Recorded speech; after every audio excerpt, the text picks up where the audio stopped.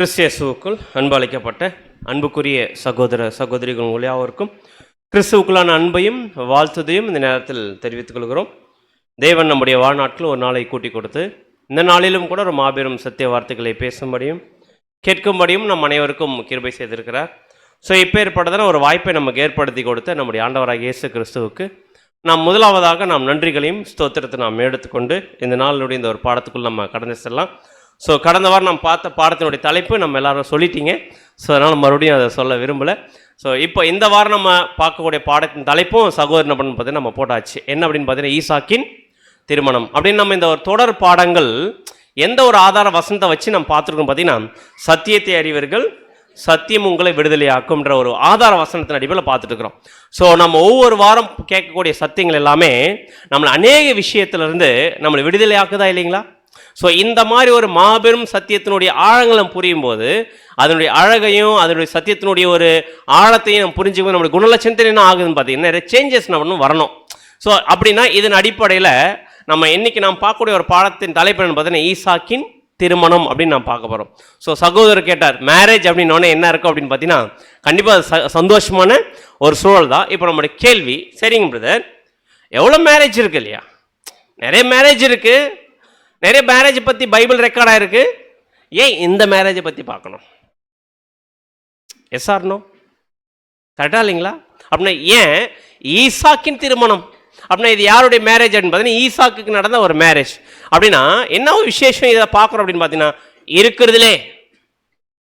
இருக்கிறதுலே இன்னும் சொல்ல போனால் உலகத்திலேயே பைபிள் இருக்கிற சரித்திரத்தில் நம்ம உள்ளே போய் பார்க்கும்போது இந்த மேரேஜ் ரொம்ப பெக்யூலியர், வினோதமான மேரேஜ், விசேஷமான மேரேஜ், ஒரு பியூட்டிஃபுல்லான மேரேஜ். இந்த மாதிரி மேரேஜ் யாருக்கும் நடந்திருக்காது. அப்படி என்ன பிரதர் பியூட்டி அப்படின்னா இப்போ நம்ம போய் உள்ளான பண்ணிக்கலாம், இப்போ பார்க்கலாம். ஸோ இதான் நாம் பார்க்குறோம். என்ன அப்படின்னு பார்த்தோம்னா இது ஆக்சுவலாக இன்னைக்கு பார்க்கக்கூடிய ஒரு பாடம். நான் முதல் சப்ஜெக்ட் கேட்டேன் இல்லைங்களா? என்ன சப்ஜெக்ட் கேட்டேன்? முதல் பாடம் பிரதர் கேட்டார், போன வாரம் சப்ஜெக்டே ஞாபகம் இல்லை பிரதர் எங்களுக்கு அப்படின்னு கேட்குறீங்களா?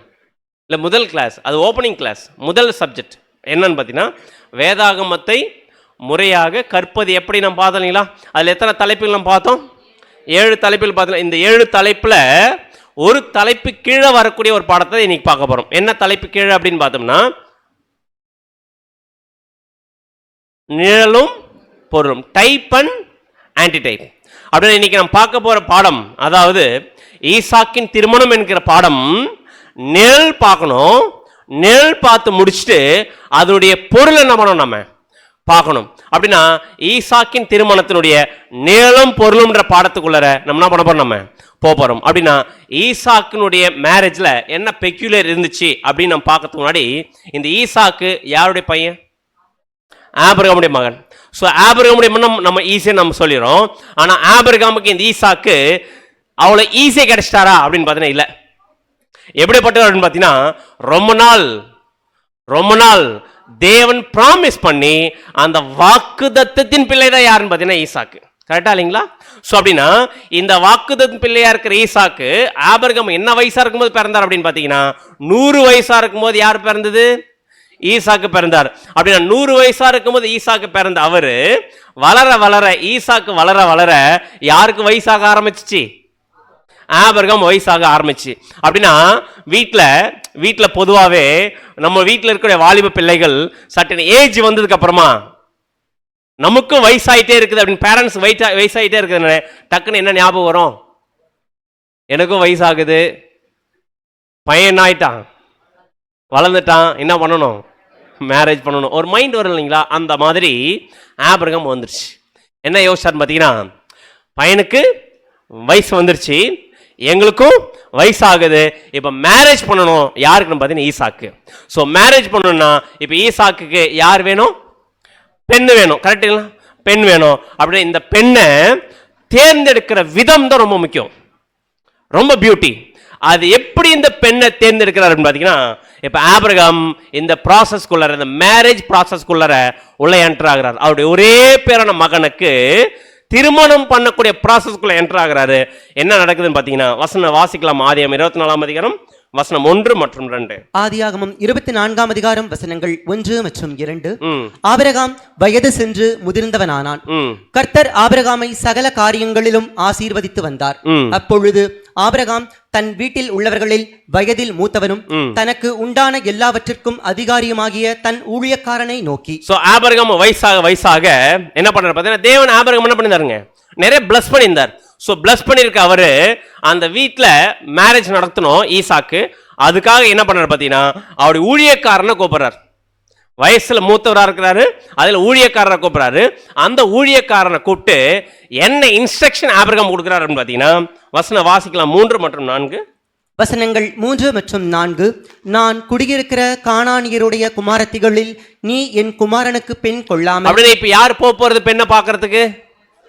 யார் பார்க்க போறதுன்னு பார்த்தீங்கன்னா, எலியேசர், அதாவது ஆபிரகாமுடைய ஊழியக்காரன் தான் என்ன பண்ண போறாரு, போறாரு. அப்படி போய் பார்க்கக்கூடிய அந்த ஊழியக்காரருக்கு என்ன இன்ஸ்ட்ரக்ஷன் கொடுக்குறாருன்னு பார்த்தீங்கன்னா, அந்த ஊழியக்காரனை பார்த்து, நான் குடியிருக்கிற கானான் தேசம்லாம் பண்ணக்கூடாது. இப்ப ஆபிரகாம் எந்த தேசத்துல இருக்கிறாரு? கானான் தேசத்துல இருக்கிறாரு. ஆனா பெண்ணை எங்க சூஸ் பண்ணக்கூடாதுன்னு சொல்றாரு? நான் இருக்கிற கானான் தேசத்துல என்னுடைய மகனுக்கு பெண்ணை சூஸ் பண்ணாம எங்க இருந்து சூஸ் பண்ண சொல்றாரு பார்த்தீங்கன்னா, வாசிங்க. நீ என் தேசத்துக்கும் என் இனத்தாரிடத்துக்கும் போய் என் குமாரனாகிய ஈசாக்குக்கு பெண் கொள்வேன் என்று வானத்துக்கு தேவனும் பூமிக்கு தேவனுமாகிய கர்த்தர் பேரில் ஆணையிட்டு கொடுக்கும்படிக்கு நீ உன் கையை என் தொடையின் கீழ் வை என்றான். So simple. என்ன பண்ண சொல்ற, ப்ராமிஸ் பண்ணப்பா, எங்க இருந்து பெண் எடுக்க மாட்டேன், கானான் தேசத்துல எடுக்க மாட்டேன். அவருடைய இனத்தார், யாருடைய இனத்தார்?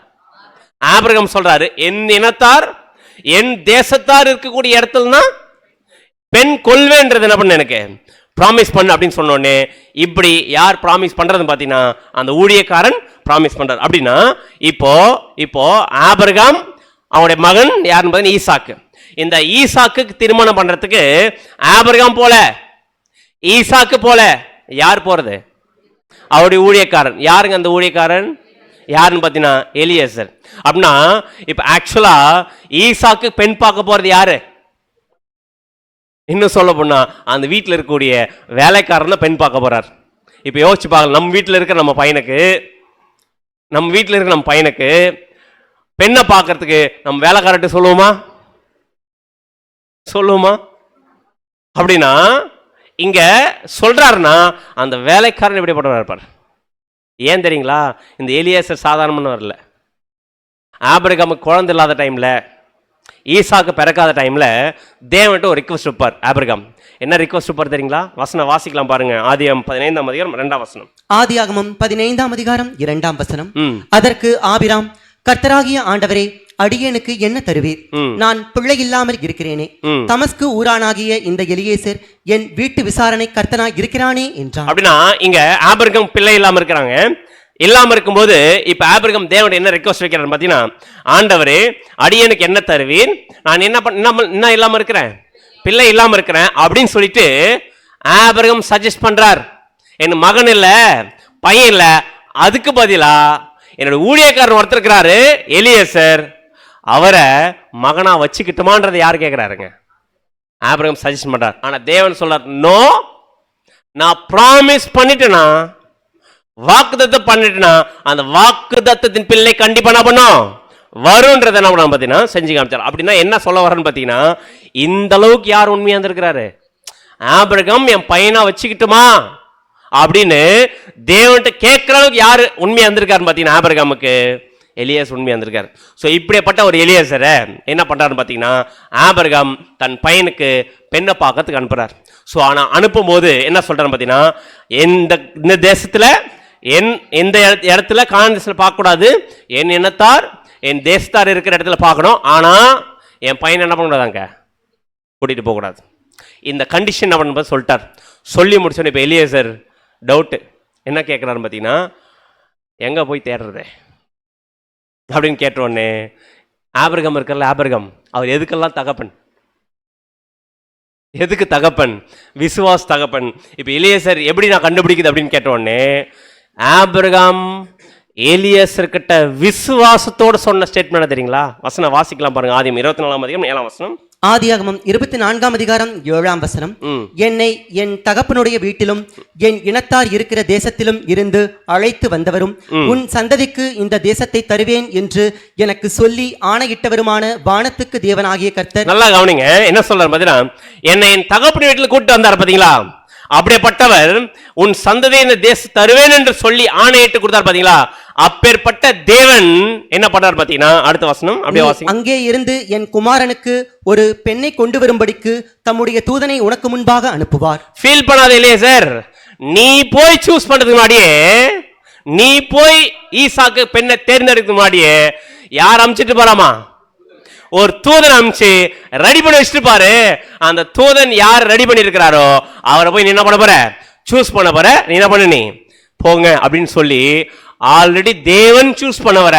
இப்ப யார் போய் சூஸ் பண்ணணும், எலியாஸ் சூஸ் பண்ணணும். ஆனா தேவன் யாரை சூஸ் பண்ணிருக்காரு எலியாஸ் தெரியுமா, தெரியாது.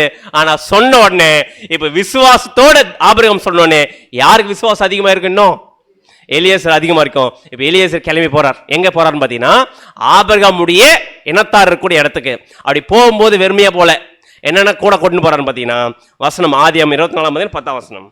10ஆம் வசனம். பின்பு அந்த ஊழியக்காரன் தன் எஜமானுடைய ஒட்டகங்களில் 10 ஒட்டகங்களை தன்னுடனே கொண்டு எவ்வளோ போகும்போது எவ்வளவு எத்தனை ஒட்டகம் கூட்டிட்டு போறார், 10 ஒட்டகம் கூட்டிட்டு போறார். அடுத்தது, தன் எஜமானுடைய சகலவித உச்சிதமான பொருள்களும் அவன் கையில் இருந்தன. சோ கூடவே எது இருக்குன்னு பாத்தீங்கன்னா 10 ஒட்டகம். உச்சிதமான பொருள்னா, உச்சிதமான பொருள் ஆக்சுவலி நமக்கெல்லாம் தமிழ் தெரியாது நினைக்கிறேன். ரொம்ப காஸ்ட்லி அப்படின்னா பாத்தீங்கன்னா ரொம்ப விலை உயர்ந்த பொருட்களை யார் வச்சிருக்கிறது, இப்போ யார் கொடுத்து அனுப்புறது, ஆபிரகாம் கொடுத்து அனுப்புறார். அடுத்தது, அவன் எழுந்து புறப்பட்டு போய் மெசொப்பொத்தாமியாவிலே நாகோருடைய ஊரில் சேர்ந்து. அப்படின்னா எங்க கிளம்பிட்டாரு இவரு, கானான் தேசத்துல கிளம்பி எங்க போய் சேர்ந்தாரு, மெசொப்பொத்தாமியா அப்படின்ற ஒரு இடத்துல போய் சேர்ந்தார். ஆக்சுவலா இந்த வசனத்துல இந்த 10 ஒட்டகம் உச்சிதமான பொருளை எடுத்துக்கிட்டு கானான் தேசத்துல எங்க போயிட்டான்னு சொல்லியிருக்கு வசனம், மெசொப்பொத்தாமியா அப்படின்னு ஒரு ரெண்டு வார்த்தையிலே முடிச்சிட்டார். ஆனா அந்த ஊர் டிஸ்டன்ஸ் எவ்வளவு தூரம் தெரியுங்களா, கானான் தேசம் இங்க இருக்கு, மெசொப்பொத்தாமியா இங்க இருக்கு. இது கானான் தேசம் இங்கதான் இருக்கும்போது ஆபிரகாம் சொல்றார் என்னுடைய இனத்தார் இடத்துக்கு போ அப்படின்னு. எங்க, மெசொப்பொத்தாமியா. இது எவ்வளவு தூரம் அப்படின்னு பார்த்தோம்னா ஏறக்குறைய 250 மைல், ஏறக்குறைய 400 கிலோமீட்டர். இங்கிருந்து எவ்வளவு தூரம் இருக்கும், 400 கிலோமீட்டர். இங்கிருந்து மதுரை வரைக்கும் இருக்கும். மதுரை தூரம் யார் கிளம்பி போயிட்டு இருக்கிறது, எலியாசர். எத்தனை ஒட்டகம், 10 ஒட்டகம். அப்படின்னா ஒரு நாள் டிராவல் பண்ணி கார்ல போனாவே எவ்வளவு நேரம் ஆகும், ஒரு நாள் ஆயிடுமா, ஒரு 6-7 மணி நேரம் ஆகுமா. ஒட்டகத்து நடந்து போனா 10 ஒட்டகத்தோட. அப்படின்னா இவ்வளவு தூரம் டிராவல் பண்ணி போயிருக்கிறாரு. போயிட்டார், எந்த ஊருக்கு போயிட்டாரு, மெசொப்பொத்தாமியாவுக்கு போயிட்டார். போன உடனே ஆபிரகாம் தேவனுடைய தூதன் ஏற்படுத்த அந்த பொண்ணு முன்னாடி வந்து ரெடி நின்று இருக்குமா. அது ஊர், அது பெரிய ஊர். மெசொப்பொத்தாமியா ஒரு பெரிய பட்டணம். அந்த பட்டணத்துல நிறைய பெண்கள் இருப்பாங்கல்ல. ஆனா அந்த பெண்கள்ல எந்த பெண்ணை தேவன் சூஸ் பண்ணாருன்னு எலியாசர் தெரியுமா, தெரியாது. வந்துட்டாரு, ஊருக்குள்ள வந்துட்டாரு. வந்த அவரை இப்ப என்ன பண்ணு பாத்தீங்கன்னா, யார் தேவன் தேர்ந்தெடுத்த பெண்ணுன்னு தெரியல. இப்ப என்ன பண்ணு பாத்தீங்கன்னா, பெண்கள் எல்லாம் எங்க ஒன்னா கூடுவாங்கன்னு பார்த்தார். எங்க கூடுவாங்க, இங்க எங்க கூடுவாங்க, சென்னையில அப்படின்னு பார்த்தீங்கன்னா வேற ஒரு இடத்துல கூடுவாங்க. ஆனா அங்க பெண்கள் எல்லாம் எங்க வருவாங்கன்னு யார் கண்டுபிடிச்சாருன்னு பார்த்தீங்கன்னா எலியாசர் கண்டுபிடிச்சு நேரா என்ன பண்ணணும் பார்த்தீங்கன்னா ஒரு துறவுகிட்ட வந்து நின்றார். ஏன் துறவுகிட்ட வந்து நின்னார், ஒரு ஈவினிங் டைம்ல பெண்கள் எல்லாம் என்ன எடுக்க வருவாங்க, தண்ணி எடுக்க வருவாங்க. ஆனா இப்போ தண்ணி யார் எடுத்துன்னு போறது வீட்டுக்கு, பெண்கள் இல்ல. ஆமா, யார் தான் எடுத்துன்னு போறது பாத்தீங்கன்னா சகோதரர்லாம் இப்போ போடுறது. அப்படின்னா அந்த மாதிரி பெண்கள் எங்க வராங்கன்னு பாத்தீங்கன்னா துறவுக்கு வருவாங்க. எதுக்கு வருவாங்க, தண்ணி எடுக்கிறதுக்கு வருவாங்க. அப்படின்னா தண்ணி எடுக்க ஸ்திரீகள் வராங்கன்னா ஏன் தண்ணி எடுக்கிறதுக்கு வரணும், ஏன் தண்ணி எடுக்கிறதுக்கு வரணும், யாருக்கு தாகமா இருக்குதோ அவங்க எதை எடுக்க வருவாங்க, தண்ணி எடுக்க வருவாங்க. கரெக்டா? அந்த மாதிரி எடுக்க வரக்கூடிய அந்த இடத்துல இப்போ யார் வெயிட் பண்ணிருக்காருன்னு பார்த்தீங்கன்னா எலியாசர் வெயிட் பண்ணிருக்காரு. ஸோ வெயிட் பண்ணிட்டு அந்த துறவு இருக்கு, வெயிட் பண்ணிட்டு இருக்கிறாரு. ஸோ இந்த துறவுக்கு நிறைய ஸ்திரீகள் வருவாங்க. கரெக்டா? நிறைய பெண்கள் வருவாங்க. ஆனா எல்லா பெண்கள்கிட்டயும் போயிட்டு நீங்க என்னுடைய மகன் எஜமானுடைய பையனை கல்யாணம் பண்ணிக்கிறான்னு கேட்டா சும்மா விட்டுருவாங்களா? சும்மா விட முடியாது, கேட்கவும் முடியாது. கரெக்டா இல்லைங்களா? அப்படின்னா இப்ப எலியேசருக்கு தேவன் யார் சூஸ் பண்ணியிருக்காருன்னு கண்டுபிடிக்கணும். போய் நின்ட்டு என்ன பண்றதுன்னு தெரியல. ஆனா ஒண்ணு மட்டும் கன்ஃபார்ம் பண்ணிட்டார். போயிட்டு கேட்க வேண்டியவர்கிட்ட கேட்டார். யார்கிட்ட அப்படின்னு பார்த்தீங்கன்னா தேவன்கிட்ட ஒரே ஒரு பிரேயர், தேவனே என்னுடைய எஜமானுக்கு ஏற்ற பெண் யார் நீங்க சூஸ் பண்ணிருக்கீங்களோ எனக்கு என்ன பண்ணுங்க அவங்கள காமிங்க. அது எப்படி நான் தெரிஞ்சுக்கிறேன் அப்படின்றதுக்கு சில அடையாளத்தை சொல்றேன். இந்த அடையாளத்தை எந்த சகோதரி எந்த ஸ்திரீ பண்ணுதோ அந்த ஸ்திரீ தான் என்னுடைய எஜமானுடைய மகனுக்கு நீங்க தேர்ந்தெடுக்கிற பெண் நான் என்ன பண்ணிக்கிறேன் தெரிஞ்சுக்கிறேன்னு சொல்லிட்டு சில விஷயத்தை தேவன் முன்னாடி வைக்கிறார். என்ன வைக்கிறார் பார்த்தீங்கன்னா ஆதியாகமம் 24ஆம் அதிகாரம் 13 மற்றும் 14 வசனங்கள் 13 மற்றும் 14. இதோ நான் இந்த தண்ணீர் துறவண்டையில் நிற்கிறேன். இந்த ஊராருடைய பெண்கள் தண்ணீர் மொள்ள புறப்பட்டு வருவார்களே. நான் குடிக்க உன் குடத்தை சாய்க்க வேண்டும் என்று நான் சொல்லும் போது குடி என்றும். நல்லா கவனிங்க, ஸ்திரீகள் எல்லாம் வருவாங்க தண்ணி எடுக்கிறதுக்கு. வரக்கூடிய ஸ்திரீகள்கிட்ட போயிட்டு இவர் என்ன கேட்கணுமாமா, நான் குடிக்கிறதுக்கு ஒன்று கொடுத்த என்ன பண்ணுங்க எனக்கு சாயுங்க அப்படின்னு இவர் கேட்கணும். கேட்கும்போது அவங்க என்ன பதில் சொல்லணுமாமா? வாசிங்க. குடி என்றும் உன் ஒட்டகங்களும் குடிக்கும்படி வார்ப்பேன் என்றும் சொல்லும் பெண் எவளோ அவளே நீர் உம்முடைய ஊழியக்காரனாகிய ஈசாக்குக்கு நியமித்தவளாய் இருக்கவும் என் எஜமானுக்கு அனுகிரகம் செய்தீர் என்று நான் அதனாலே அறியவும் செய்தருளும். தெளிவா ஒரு சிம்டம்ஸ் சொல்லிட்டார். இப்ப நான் போயிட்டு வரக்கூடிய ஸ்திரீகள் கிட்ட ஒரு ஸ்திரீ கிட்ட போய் கேட்பேன். என்ன கேட்பேன்னு பாத்தீங்கன்னா இந்த மாதிரி எனக்கு குடிக்கிறதுக்கு கொஞ்சம் தண்ணி கொடுக்குறீங்களா அப்படின்னு கேட்டோன்னே யார் குடிங்க உங்களுக்கு மட்டும் இல்ல ஒட்டகத்தை நான் கொடுக்குறேன் அப்படின்னு எந்த ஸ்திரீ சொல்லுதோ அந்த ஸ்திரீ தான் நீங்க என்னுடைய எஜமானுக்கு தேர்ந்தெடுத்துட்ட பெண் அப்படின்றத நான் என்ன பண்ணிக்கிறேன் முடிவு பண்ணிருக்குன்னு பிரேயர் பண்ணிட்டு யார் வெயிட் பண்ணிருக்கிறது? பிரேயர் பண்ணி கண்ணு திறந்து பார்த்தா ஒரு அம்மா வராங்க. யார் அந்த அம்மா அப்படின்னு பாத்தீங்கன்னா வசனம் வாசிக்கலாம். ஆதியாகமம் 24ஆம் அதிகாரம் 15ஆம் வசனம். அவன் இப்படி சொல்லி முடிக்கும் முன்னே இதோ ஆபிரகாமுடைய சகோதரனாகிய நாகோரின் மனைவி மில்காளுடைய குமாரனாய் இருக்கிற பெத்தியேலுக்கு பிறந்த ரெபேக்காள் குடத்தை தோள் மேல் வைத்துக் கொண்டு புறப்பட்டு வந்தாள். யார் வர்றது பாத்தீங்கன்னா ரெபேக்காள் வராங்க. அவங்க யாரம்னா ஆபிரகாமுடைய சகோதரன் நாகோரின் மனைவி பில்காளுடைய குமாரனாகிய பெத்துவேலுடைய பெண்ணு. அந்த மகள் என்ன பண்ற பாத்தீங்கன்னா தண்ணி முள்ள வராங்க. ஸோ வரும்போது அந்த அம்மா இந்த ரெபேக்காள் இருக்காங்க பாத்தீங்களா, இந்த அம்மா எப்படி இருக்காங்களாமா? வசனம் வாசிக்கலாம். 16ஆம் வசனம். அந்த பெண் மகா ரூபவதியும் புருஷனை அறியாத கன்னிகையுமாய் இருந்தாள். அவள் துறவில் இறங்கி தன் குடத்தை நிரப்பிக் கொண்டு ஏறி வந்தாள். ஸோ நல்லா கவனிங்க, அந்த அம்மா எப்படி பார்க்கறது எப்படி இருக்குங்க? ரொம்ப பியூட்டிஃபுல்லா இருக்கிறாங்க. அதுல புருஷனை அறியாத கன்னிகையுமா இருக்கிறாங்க. அவள் துறவில இறங்கி என்ன பண்ணிருக்கிறாங்க? துறவுனா எது? கிணறு. இப்ப என்ன பண்ண அந்த அம்மா உள்ள இறங்கி தண்ணியை மொண்டுகிட்டு என்ன பண்ணுது மேல ஏறி வருது. ஏறி வந்து இப்ப யார் வெயிட் பண்ணிருக்கிறது? எலியேசர் வெயிட் பண்ணார். இப்ப என்ன பண்ண எலியேசர் போயிட்டு கேட்கணும். என்ன கேட்கணும் அந்த அம்மா கிட்ட, கொஞ்சம் குடிக்க தண்ணி கொடுக்குறியாமா அப்படின்னு என்ன பண்ணோம் கேட்கணும். கேட்டா என்ன பதில் சொல்லணும்? நீங்க குடிங்க, உங்களுக்கு மட்டும் இல்ல எது கொடுக்குறேன் ஒட்டகத்தை கொடுக்கட்டுமா அப்படின்னு சொல்லணுன்றத வெயிட்டிங்கோட யார் எதிர்பார்த்துருக்காரு பாத்தீங்கன்னா இவர் வெயிட் பண்ணிருக்கார். அந்த அம்மா ஏறி வருது. ஏறி வந்த உடனே இதே ஒரு கேள்வியை அந்த அம்மா கிட்ட கேட்கிறார். கேட்டோன்னு அந்த அம்மா என்ன சொல்லிச்சுன்னு பாத்தீங்கன்னா உடனே இவர் கேட்ட உடனே அந்த அம்மா என்ன பண்ணுச்சு, ரெபேக்காள் குடிங்க அப்படின்னு கொடுத்துட்டு குடிங்க அப்படின்னு சொல்லிட்டு எலியேசர் கொடுத்துட்டு அடுத்தது ஒட்டகத்துக்கும் கொடுக்கட்டுமா அப்படின்னு கேட்டுச்சா? கேட்டுச்சான்னு பார்த்தீங்கன்னா கேட்கல. கேட்காம ஒட்டகம் எல்லாத்துக்கும் குடிக்கிற அளவுக்கு தண்ணியை ஊத்திடுச்சு. தண்ணியை எடுத்து ஊத்திச்சுங்க. அப்படின்னா இப்ப என்னோட கேள்வி, இந்த ரெபேக்காள் எலியேசர் கொடுத்தது மட்டும் இல்லாம 10 ஒட்டகம் குடிக்கிற அளவுக்கு என்ன பண்ணியிருக்காங்க பார்த்தீங்கன்னா தண்ணி என்ன பண்ணியிருக்கிறாங்க மொண்டு ஊற்றிருக்கிறாங்க. அப்படின்னா இப்போ அந்த 10 ஒட்டகம் குடிச்சு தீர்ந்துச்சாமா. அதுக்கப்புறம் அது குடிக்க முடியாது விட்டுருச்சாமா. அப்படின்னா ஒரு ஒட்டகம் எவ்வளோ தண்ணி குடிக்கும்? ஒரு ஒட்டகம் எவ்வளோ தண்ணி குடிக்கும்?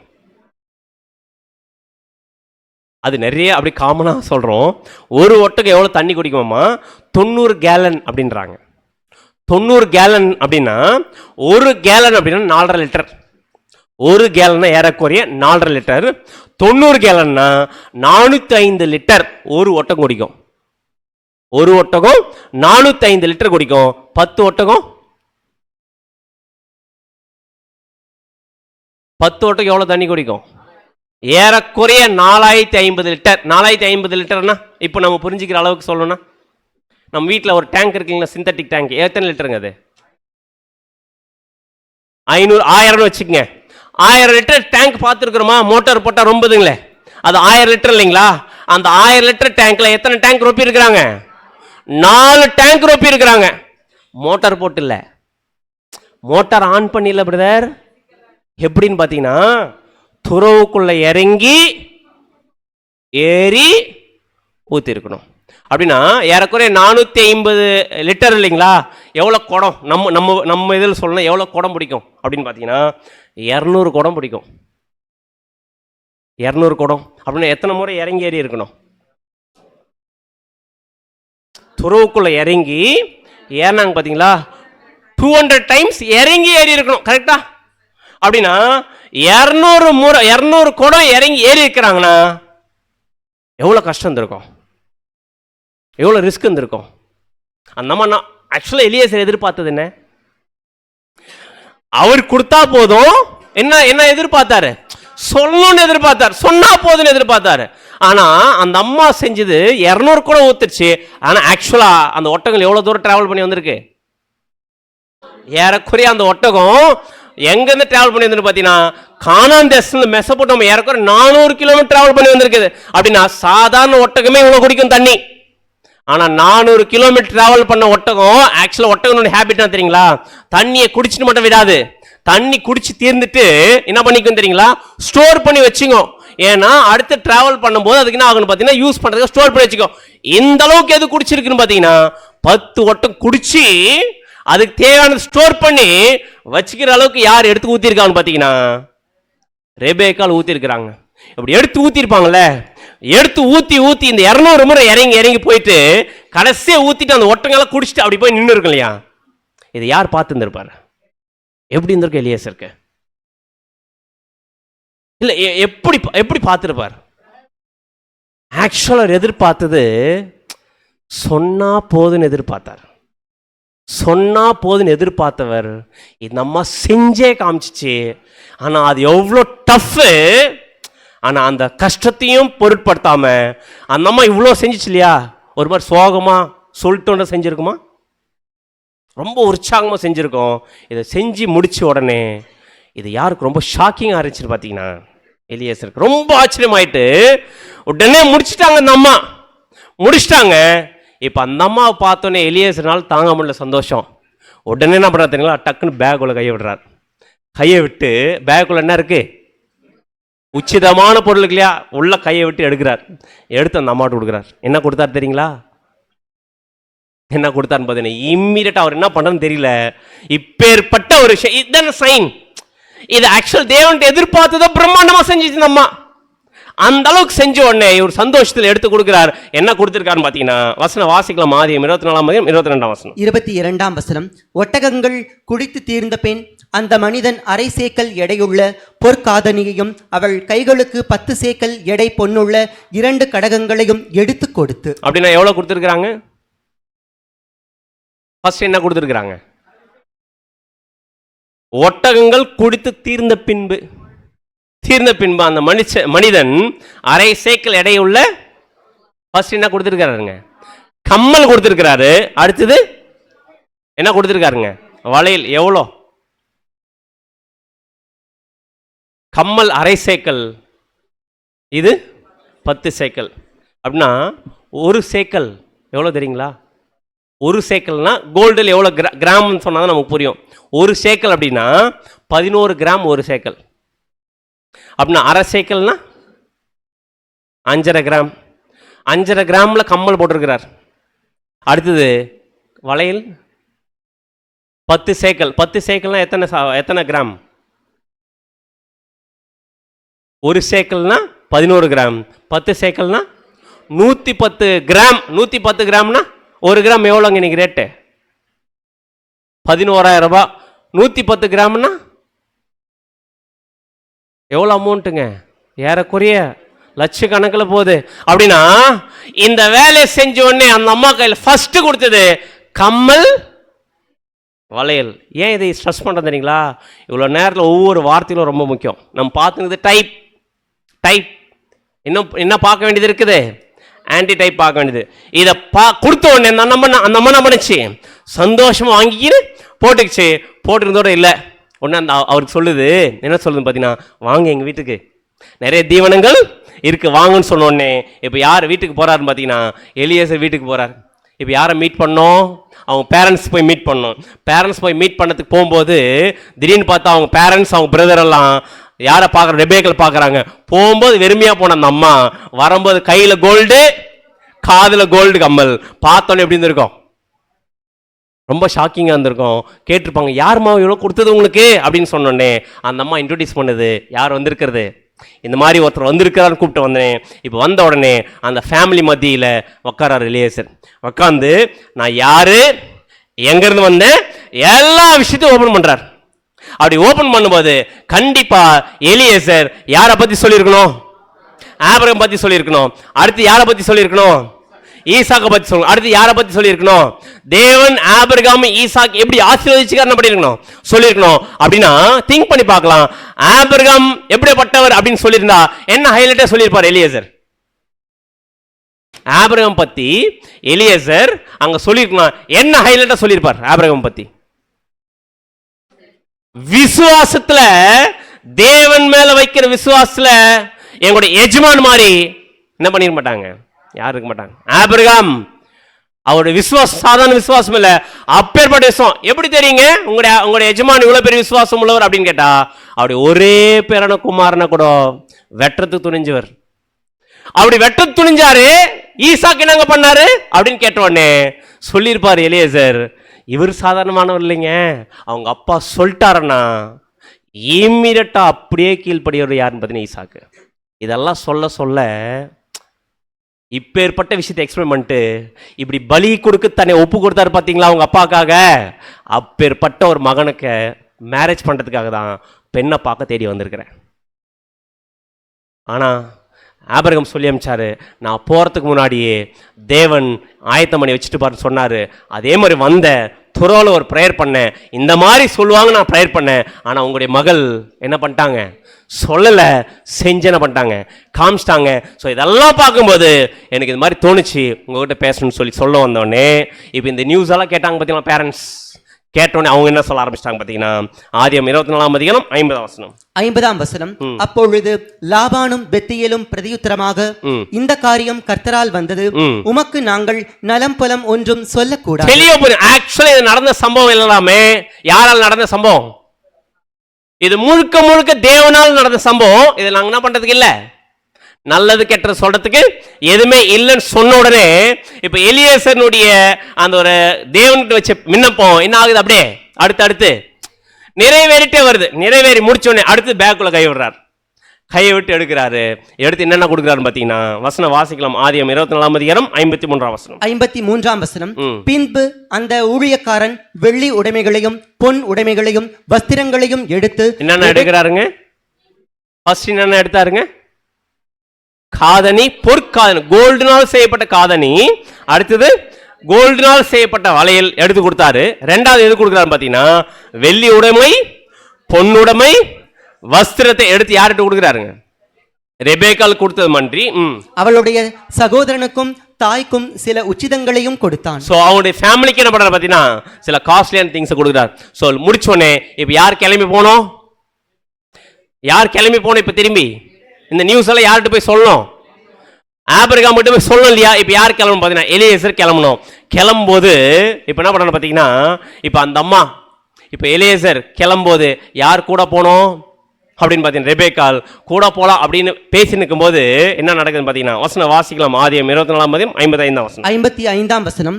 அப்பொழுது அவள் சகோதரனும் அவள் தாயும் 10 நாளாகிலும் பெண் எங்களோடு இருக்கட்டும், பிற்பாடு போகலாம் என்றார்கள். அப்படின்னா இப்ப இது வரைக்கும் சொல்றாங்க 10 நாள் என்ன பண்ணிட்டோம், பெண் என் கூட இருக்கட்டும், நீங்க அதுக்கப்புறம் என்ன பண்ணுங்க, புறப்பட்டு போங்கன்னு சொல்லும் போது இது வரைக்கும் எல்லாம் பேசினது யார் மட்டும்தான்? எலியாசும் அவங்க ஃபேமிலி மட்டும் தான் பேசிட்டு இருக்காங்க. இன்னும் யாருடைய கன்ஃபர்மேஷன் வாங்கல. ரெபேக்காளுடைய கன்ஃபர்மேஷன் என்ன பண்ணல, வாங்கல இப்படி போயிட்டே இருக்குது. உடனே எல்லாருக்கும் ஒரு கேள்வி வந்துச்சு. நம்ம இப்போ கேட்போம் பார்த்தீங்களா, ஒரு வீட்டுக்கு போனால் பெண் மாப்பிள்ளை பார்க்கறதுக்கு போனாங்கன்னா எல்லாம் பேசி முடிச்சுட்டுப்பாங்க. பேசி முடிச்சு அடுத்து என்ன கேட்பாங்க, சரிங்க நமக்கு எல்லாருக்கும் பிடிச்சிச்சு, பொண்ணுக்கு பிடிச்சிருக்கா இல்லையான்னு யார் சொல்லணும்? பொண்ணு வாயில சொல்லிட்டுங்களே, அந்த பெண்ணை சொல்லிட்டுங்களே அப்படின்னு சொல்லுவாங்க இல்லைங்களா. ஆக்சுவலி இது இப்போ வந்து பாரம்பரியம் இல்லை, இதே ஒரு ஸ்டேட்மெண்ட் தான் அங்கே கேட்டிருக்கிறாங்க. வசனம் வாசிக்கலாம் பாருங்க. ஆதியாகமம் 24:57 57 வசனம். அப்பொழுது அவர்கள் பெண்ணை அழைத்து அவள் வாய்ப்பிறப்பை கேட்போம் என்று சொல்லி. அப்படின்னா அங்க அந்த விஷயம் நடந்தனால தான் இன்னைக்கு எந்த ஒரு ஸ்டேட்மெண்ட் வந்திருக்கு. இது சும்மாலாம் வரல. ஆக்சுவலா அங்க என்ன சொல்ல போறாங்க, சரி ஓகே எல்லாம் தேவன் பண்ணிட்டார், ஸோ எல்லாருக்கும் பிடிச்சிச்சு, இப்போ யார் ஓகே சொல்லணும் அப்படின்னா யார் இப்போ வாயில ஸ்டேட்மெண்ட் சொல்லணும்? சரி ரெபேக்காள் கூப்பிடுங்க, யாருடைய வாய்ப்பிறப்பை கேட்டுலாம், அந்த ரெபேக்காளுடைய வாய்ப்பிறப்பை கேட்டலான்னு சொல்லிட்டு கூப்பிடுறாங்க. கூப்பிட்டு அந்த அம்மாவை கேட்குறாங்க. கேட்டோடனே ரெபேக்காள் என்ன சொன்னாங்க? ரெபேக்காள் வசனம் வாசிக்கலாம் பாருங்க. ஆதியாகமம் 24:58 58 வசனம். ரெபேக்காளை அழைத்து நீ இந்த மனிதனோடே கூட போகிறாயா என்று கேட்டார்கள். அவள் போகிறேன் என்றாள். ஒரே ஸ்டேட்மெண்ட், இந்த மனுஷனோட போறியா அப்படின்னு கேட்டோடனே ஒரே ஒரு ஸ்டேட்மெண்ட், நான் என்ன பண்றேன், போறேன். என்னுடைய கேள்வி, இந்த அம்மா எதுக்கு ரெடி ஆயிடுச்சு? யாரை மேரேஜ் பண்ணிக்க ரெடி ஆயிடுச்சு? ஈசாக்கு மேரேஜ் பண்ணி ரெடி ஆயிடுச்சு. என்னுடைய கேள்வி, ஈசாக்க பார்த்தாங்களா இந்த அம்மா? ஈசா கருப்பா இருப்பாரா கலரா இருப்பாரான்னு தெரியுமா? இல்லை ஐடி கம்பெனியில் வேலை செய்கிறாரா, இல்லை வந்து நல்ல பிஸ்னஸ் மேனா லட்சங்கள் சம்பாதிப்பாருன்னு தெரியுமா அந்த அம்மாவுக்கு? இல்லை அவர் ஹைட்டாக இருக்கிறாரா குட்டியாக இருக்கிறாரா எதுனா தெரியுமா அவங்களுக்கு? எதுவுமே தெரியாது. ஆனால் என்ன பண்ணிச்சு இந்த அம்மா? ஓகே சொல்லிச்சு. பார்க்கவே இல்லை, எப்படி இருப்பாரு தெரியாது. ஆனால் எப்படி இந்த அம்மா ஓகே சொல்லியிருக்கோம்? ஈசாக்குக்கு எப்படி நம்ம ஓகே சொல்லியிருக்கோம்? Very good. வேற எந்த கம்யூனிகேஷனும் இல்லை. உடனே இந்த அம்மா வந்து ஃபோன் நம்பர் கொடுங்க நான் பேசுறேன் அவர்கிட்ட அப்படின்னு எதாவது கேட்டிருக்குமா? இன்னும் எலியேசர் சொல்ல சொல்ல சொல்ல யாரை பத்தின ஒரு ஆழமான லவ் வந்திருக்குன்னு பார்த்தீங்கன்னா ஈசாக்கு மேல் லவ் வந்திருக்கு. ஏன்னா எலியேசர் ஆபிரகாமுடைய ஃபெய்த்தை பத்தி பேசியிருக்கிறாரு. ஆபிரகாம் தேவன் சொன்ன அந்த பலி செலுத்தும் மகனை சொல்லும் போது ஈசாக்கு அப்படியே போய் அப்பா சொல்லிட்டாருன்றதுக்காக அப்படியே சாகர் துணிஞ்சார். பார்த்தீங்களா? இதெல்லாம் கேட்க கேட்க அவருடைய கீழ்ப்படிதல், அவர் தேவன் சொன்ன வார்த்தைக்கு இம்மிடியேட் ஆபிரகாம் கீழ்ப்படிஞ்சது, ஆபிரகாம் சொன்ன வார்த்தைக்கு இம்மிடியேட் ஈசா கீழ்ப்படிது. இதெல்லாம் கேட்க கேட்க ஆட்டோமேட்டிக் யார் லவ் வந்துருச்சுன்னு பார்த்தீங்கன்னா இந்த அம்மாவுக்கு லவ் வந்துச்சு. உடனே இந்த அம்மா சொல்லிச்சு, இப்பேற்பட்ட ஒரு ஹஸ்பண்டை, இப்பேற்பட்ட ஈசாக்க நான் என்ன பண்ணிக்கிறேன், மேரேஜ் பண்ண ரெடி அப்படின்னு சொல்லிட்டு இம்மிடியட்டா ஓகே சொல்லிச்சு. எங்கே போகிறதுக்கு? கிளம்புறதுக்கு. இப்போ இந்த அம்மா என்ன பண்ண, இந்த ஒட்டகத்தில் ஏறி கிளம்பணும். கிளம்பும்போது அவங்களுடைய பேரண்ட்ஸ் கொஞ்சம் யோசிச்சு பார்க்கலாம், எத்தனை வருஷமாக இருந்திருப்பாங்க. உடனே அவங்க பேரண்ட்ஸ் நம்மளாம் தான் நான் கேட்போன்னு பார்த்தீங்கன்னா, ஏமா யாருன்னே தெரில, இன்னும் பார்க்கவே இல்லை, அவரை என்ன பண்ணுறேன்ட்ட போறேன்னு வேற சொல்லிட்டேன். இத்தனை வருஷம் அவங்களை பெற்று வளர்த்து ஆளாக்குற எங்க நாங்க 10 நாள் இருக்கட்டும் நாங்க கேட்டோம், நீ என்ன பண்ண மாட்டேன்ற, இருக்க மாட்டேன்னு சொல்றியம்மா அப்படின்னு ஏதாச்சும் கேட்டிருப்பாங்களா? சொல்லிடுச்சா? இமீடியட் பண்றாங்க, கிளம்புறாங்க. அப்படி அனுப்பும்போது அவனுடைய பேரண்ட்ஸ் என்ன வாழ்த்துதல் சொல்லி அனுப்புறாங்க பார்த்தீங்கன்னா, வசனம் வாசிக்கலாம். ஆதியாகமம் 24:60 60 வசனம். ரெபேக்காளை வாழ்த்தி எங்கள் சகோதரியே நீ கோடா கோடியாய் பெருகுவாயாக, உன் சந்ததியார் தங்கள் பகைஞருடைய வாசல்களை சுதந்திரித்துக் கொள்வார்களாக என்று ஆசீர்வதித்தார்கள். அப்படின்னா என்ன சொல்றாங்க? என் சகோதரியே நீ கோடா கோடியை என்ன பண்ணுவார், பெருகுவாயாக, உன் சந்ததியார் தங்கள் பகைஞனுடைய வாசல்கள் என்ன பண்ணிப்பாங்க, சுதந்திரிப்பாங்கன்னு சொல்லிட்டு வாழ்த்தி அந்த அம்மா என்ன பண்றாங்க, அனுப்புறாங்க. இந்த அம்மா இப்போ ஒட்டகத்தில் ஏறி கிளம்புது. எவ்வளோ தூரம்? 400 கிலோமீட்டர் கிளம்பி போனோம். 400 கிலோமீட்டர், அதுவும் 10 ஒட்டகத்தோட. யாருன்னா தெரியுமா அந்த எலியேசர் யாருன்னே தெரியாத ஒரு மனுஷனோட இப்போதான் அறிமுகமானார். அவர் கூட என்ன பண்ணு பார்த்தீங்கன்னா 400 கிலோமீட்டர் ட்ராவல் பண்ணி போனோம். ஸோ ட்ராவல் பண்ணி போயிட்டே இருக்கும்போது எவ்வளோ கஷ்டம் இருந்திருக்கும், ட்ராவலிங்கில் எவ்வளோ புயல் வந்திருக்கும், எவ்வளோ பாடுகள் இருந்திருக்கும். அதன் மத்தியில் அந்த அம்மா ட்ராவல் பண்ணி போயிடுச்சு. ஆனால் அந்த 400 கிலோமீட்டர் அந்த அம்மாவுக்கு ட்ராவல் மாதிரி தெரில. ஏன்? அந்த அம்மா யாரே நினச்சிச்சு தெரியுங்களா? அவர் கட்டிக்க போகிற அந்த ஈசாக்கே நினச்சின்னு போச்சு. ஆனால் போயிட்டு இருக்கும்போது, இந்த அம்மா போயிட்டு இருக்கும்போது ஆன் த வேல அந்த வேலை யார் வராருன்னு பார்த்தீங்கன்னா ஹீரோ. அவர் தான் இந்த சப்ஜெக்ட்ல வந்து ரொம்ப முக்கியமான ஹீரோ. என்ன பண்றாரு பார்த்தீங்கன்னா வசனம் வாசிக்கலாம். ஆதியாகமம் 24ஆம் அதிகாரம் 62ஆம் வசனம். 62ஆம் வசனம். ஈசாக்கு தென் தேசத்தில் குடியிருந்தான். அப்பொழுது அவன் லகாய்ரோயி என்னப்பட்ட துறவின் வழியாய் புறப்பட்டு வந்தான். என்ன பண்ணியிருக்காரு பார்த்தீங்கன்னா ஈசாக்கு தென் தேசத்துல குடியிருக்கிறாரு. லகாய்ரோய் என்னப்பட்ட ஒரு துறவு கிட்ட என்ன பண்ண பார்த்தீங்கன்னா அவரு புறப்பட்டு வராரு. இவர் வந்துட்டு இருக்கும்போது என்ன ஆகுதுன்னு பார்த்தீங்கன்னா வசனம் வாசிங்க. 63ஆம் வசனம். 63ஆம் வசனம். ஈசாக்கு சாயங்கால வேளையிலே தியானம் பண்ண வெளியிலே போயிருந்து தன் கண்களை ஏறெடுத்து பார்த்தபோது ஒட்டகங்கள் வர கண்டான். ஆக்சுவலா பெண் பார்க்கறதுக்கு போயிருக்கிறார் எலியேசர். ஆனா இவர் எப்படி இருக்கிறாருங்க? ஈசாக்கு சாயங்கால வேலை எங்க வந்திருக்கிறாராமா? தியானம் பண்ணனா உட்காந்து யோகா பண்றதுக்குங்களா? இல்ல தேவன்கிட்ட பிரேயர் பண்றதுக்கு. அப்படின்னா எனக்கு நல்ல பண்ணு வேணும்னு கேட்டிருப்பாரா? ஆக்சுவலா தேவனுக்காக எப்படி வாழ்க்கை வாழ்ற விஷயத்துல அவர் மைண்ட் இருந்திருப்பாரு. அப்படின்னு இந்த மாதிரி ஒரு கண்டிஷன்ல இருக்கக்கூடிய கேரக்டர் யாருன்னு பார்த்தீங்கன்னா ஈசாக்கு. இப்பேற்பட்ட ஈசாக்கு அப்படியே பிரேயர் பண்றதுக்காக வெளியில வரும்போது எதை பார்க்கறாருங்க? ஒட்டகத்தை பார்க்கிறார். ஒட்டகம் வரதை பார்த்த உடனே இப்போ இவரு ஈசாக்கு எது கொண்டு வந்து ஒட்டகத்தை பார்க்கிறாரு? அங்கிருந்து யார் பார்க்கறது? ரெபேக்கல் பார்க்கறாங்க. வசனம் வாசிக்கலாம் பாருங்க. ஆதியாகமம் 24ஆம் அதிகாரம் 65ஆம் வசனம். 65ஆம் வசனம். ஊழியக்காரனை நோக்கி அங்கே வெளியே நமக்கு எதிராக நடந்து வருகிற அந்த மனிதன் யார் என்று கேட்டாள். யாரை பார்த்து கேட்கிறார்? நல்லா வசனம், இந்த வசனம் கவனிங்க. ஊழியக்காரன் நோக்கி. இப்ப யாரை பார்த்து கேட்கிறாரு? ரெபேக்கால் ஊழியக்காரரை பார்த்து கேட்கிறாங்க. என்ன கேட்கிறாங்க பார்த்தீங்கன்னா அங்கே வெளியே நமக்கு எதிரே நடந்து வருகிற அந்த மனுஷன் யாரு? யாரை பார்த்து கேட்கிறாங்க? இதை வேற மாதிரி சொல்ல. யாரை பார்த்து கேட்கிறாங்க? தான் கட்டிக்க போற புருஷன் முன்னாடி வந்துட்டு இருக்கிறாரு. ஆனா அவர் யாருன்னு யாருக்கு தெரியல. புரியுதுங்களா? அந்த அம்மா கேட்குது அந்த மனுஷன் யார் நமக்கு எதிர்கொண்டு வர்றது அப்படின்னு சொன்ன உடனே எலியேசர் சொல்றாரு அவர்தான் என் எஜமான் என்று ஊழியக்காரன் சொன்னான். அப்பொழுது அவள் ஒட்டகத்தை விட்டு இறங்கி முக்காடிட்டு கொண்டாள். என்ன பண்ணிருக்காங்க? இம்மீடியட்டா என்ன பண்ணிருக்காங்க பார்த்தீங்கன்னா அவர் தான் ஈசாக்குன்னு தெரிஞ்ச உடனே ஃபர்ஸ்ட் யாருன்னே தெரியல, யாருன்னே தெரியாம உழுது வந்துருச்சு. நேரில் வந்து பார்க்குது அவர் தான் கட்டிக்கு போறவங்க கூட தெரியல. ஆனா எலியேசர் சொன்ன உடனே இம்மீடியட்டா இறங்கி முக்காடிடுச்சு. ஏன் முக்காடு போட்டுக்கணும்?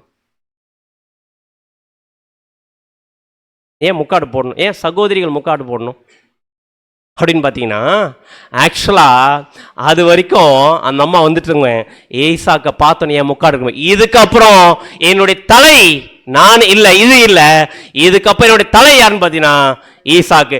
ஈசாக்கு என்ன சொல்றாரோ அவர் சொல்றதுதான் நான் என்ன பண்ணுவேன், செய்வேன்றதுக்கு ஒரு அடையாளமாக தான் என்ன பண்ணுது பார்த்தா அம்மா முக்காடு போட்டுச்சு. முக்காடு போட்ட உடனே இவர் யார் வராருன்னு பார்த்தீங்கன்னா ஈசாக்கு வராரு. ஸோ எலியேசர் சொல்லியிருப்பார்ல யாருக்கிட்ட? ஈசாக்கிட்ட என்ன சொல்லியிருப்பார் பார்த்தீங்கன்னா இது மாதிரி நான் போனேன், இந்த மாதிரி ஒரு கண்டிஷன் இருந்துச்சு, போய் பார்த்தேன், யாருன்னே தெரியல, ப்ரேயர் பண்ணேன், துறவில் இந்த அம்மா வந்தாங்க, நான் சொன்னேன் இப்படி சொன்னா போதுன்னு எதிர்பார்த்தேன், ஆனால் என்ன பண்ணிச்சு இந்த அம்மா செஞ்சே காமிச்சிட்டாங்க. இதை சொல்ல சொல்ல யாருக்கு லவ் வந்திருக்கோம்? ஈசாக்கு லவ் வந்திருக்கோம். ஸோ இந்த மாதிரி ரெண்டு பேருடைய மேரேஜ் பார்க்காமே என்ன வந்திருக்கு, மேரேஜ் விஷயத்துக்குள்ள நம்ம இணைஞ்சிருக்கிறாங்க. ஒரு கட்டத்தில் முடிஞ்ச உடனே அடுத்து எங்க உள்ள பிரவேசிக்கிறாங்க பார்த்தீங்கன்னா ஆதியாகமம் 24ஆம் அதிகாரம் 67ஆம் வசனம். 67ஆம் வசனம். அப்பொழுது ஈசாக்கு ரெபேக்காளை தன் தாய் சாராளுடைய கூடாரத்துக்கு அழைத்து கொண்டு போய் அவளை தனக்கு மனைவியாக்கி கொண்டு அவளை நேசித்தான். ஈசாக்கு தன் தாய்க்காக கொண்டிருந்த துக்கம் நீங்கி ஆறுதல் அடைந்தான். அப்படின்னா இப்ப என்ன ஆயிடுச்சுன்னு பார்த்தீங்கன்னா இவ்வளவு தூரம் ப்ராசஸ் போனது, இப்போ அது அடுத்து எதுக்குள்ள போயிடுச்சு, மேரேஜ். ரெண்டு பேரும் பார்த்தீங்கன்னா பண்ணிக்கிட்டு என்ன பண்ணணும் பார்த்தீங்கன்னா ஈசாக்கின் கூடாரத்துக்குள்ள பிரவேசிட்டாங்க. இதுதான் ஈசாக்கின் திருமணம். இப்ப சொல்லுங்க, இது பெக்யூலரா இல்லையா? இந்த மாதிரி எங்கேயாச்சும் நடந்திருக்கா அந்த மேரேஜ்? இந்த மாதிரி இந்த உலகத்தில் ஏதாவது நடந்திருக்கா? இதுதான் ஈசாக்கினுடைய திருமணத்தில் இருக்கிற பியூட்டி. ஸோ தேவன் தாமே நம் அனைவரையும் ஆசீர்வதிப்பாராக. எல்லாரும் அப்படி பார்க்குறீங்க?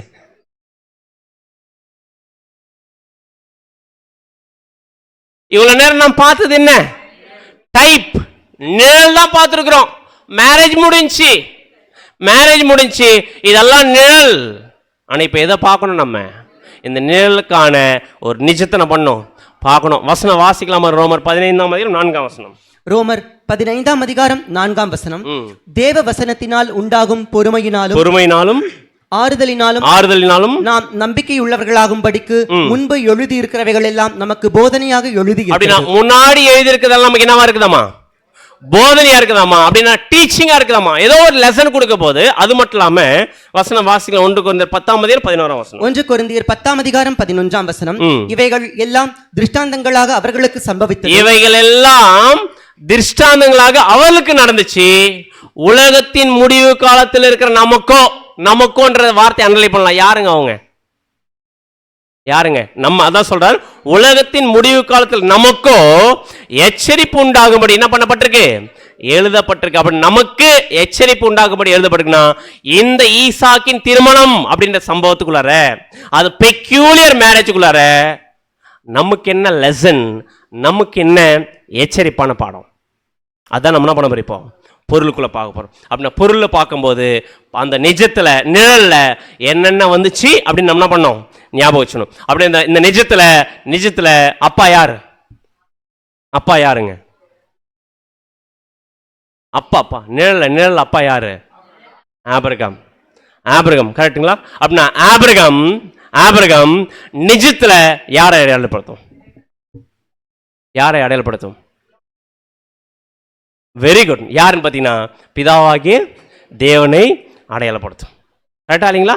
ஆபிரகாம் பிதாவாகிய தேவனை அடையாளப்படுத்தும். வசனம் வாசிக்கலாம் பாருங்க. யோவான் 1:18 யோவான் 1:18 தேவனை ஒருவனும் ஒரு காலம் கண்டதில்லை, பிதாவின் மடியில் இருக்கிற ஒரே பேரான குமாரனை அவரை. அப்படின்னா பிதாவாகிய தேவன் தான் யாரை அடையாளப்படுத்தணும் பார்த்தீங்கன்னா ஆபிரகாம் அடையாளப்படுத்துறார். அப்படின்னா ஆபிரகாம் பிதாவாகிய தேவன் அடையாளப்படுத்துறாருன்னா ஆபிரகாமுடைய ஒரே பேரான குமாரன் என்ன பண்ணிட்டார்? அவரு ஆபிரகாமுடைய ஒரே பேரான குமாரன் யாரு? ஈசாக்கு. ஆபிரகாமுடைய ஒரே பேரான ஈசாக்க யார் பலியை கொடுத்தது? ஆபிரகாம் பலியை கொடுத்தார். அப்படின்னா ஆபிரகாம் பிதாவாகிய தேவனை அடையாளப்படுத்தினா ஈசாக்கு யாரை அடையாளப்படுத்தும்? Very good. நம்முடைய ஆண்டவராகிய இயேசு கிறிஸ்து அடையாளப்படுத்தும். அப்படிதான் வசனம் வாசிக்கலாம் பாருங்க. யோவான் 3:16 யோவான் 3:16 தேவன் தம்முடைய ஒரே, நல்லா கவனிங்க, தேவன் தம்முடைய ஒரே பேரான குமாரனை விசுவாசிக்கிறவன் எவனோ அவன் கெட்டு போகாமல் நித்திய ஜீவனை அடையும்படிக்கு அவரை தந்தருளி இவ்வளவாய் உலகத்தில் அன்பு கூர்ந்தார். தேவன் தம்முடைய ஒரே பேரான குமாரனை விசுவாசிக்கிறவன் எவனோ அவன் கெட்டு போகாமல் நித்திய ஜீவன் அடையும்படிக்கு அவரை தந்தருளி இவ்வளவாய் அன்பு கூர்ந்தார். அப்படின்னா அங்க ஆபிரகாம் பிதாவாகிய தேவனை அடையாளப்படுத்துறாரு, ஈசாக்கு நம்முடைய ஆண்டவராகிய இயேசு கிறிஸ்து அடையாளப்படுத்துறாரு. அங்க ஆபிரகாம் எப்படி ஒரே பேரான குமாரனை பலியா கொடுத்து துணிஞ்சாரோ அதே மாதிரி நம்முடைய பிதாவாகிய தேவன் அவருடைய ஒரே பேரனாகிய இயேசு கிறிஸ்துவை என்ன பண்ணிருக்கிறாரு? பலியா கொடுத்துட்டார். ஆக்சுவலா அங்க ஆபிரகாம் என்ன பண்ணாரு பாத்தீங்கன்னா பலியா கொடுத்துட்டாருன்னு பார்த்தீங்கன்னா கை என்ன பண்ணிட்டாரு? வெட்டுறதுக்கு துணிஞ்சிட்டாரு. ஆனா தேவன் என்ன பண்ணாரு பாத்தீங்கன்னா அந்த டைம்ல தடுத்து என்ன பண்ணாரு பாத்தீங்கன்னா ஸ்டாப் பண்ணி எதை வெட்ட சொல்லிட்டாரு? ஒரு ஆட்டுக்குட்டி வெட்ட சொல்லிட்டாரு. ஸோ அதே மாதிரி இங்க நம்முடைய ஆண்டவராக இயேசு கிறிஸ்து பலியானாரு. ஸோ அப்படி பலியான நம்முடைய ஆண்டவராக இயேசு கிறிஸ்து தேவனுடைய ஒரே பேரான குமாரன். அப்படின்னா இந்த ஒரே பேரான குமாரன் அங்க ஈசாக்கு, கரெக்டா? ஆபிரகாமுடைய ஒரே பேரான குமாரனுக்கு யார் மேரேஜ் பண்ண முடிவு பண்ணியிருக்கிறது? பிதாவாகிய தேவன் அங்க ஆபிரகாம் முடிவு பண்ணியிருக்கிறாரா? யாருக்கு மேரேஜ் பண்ணணும்?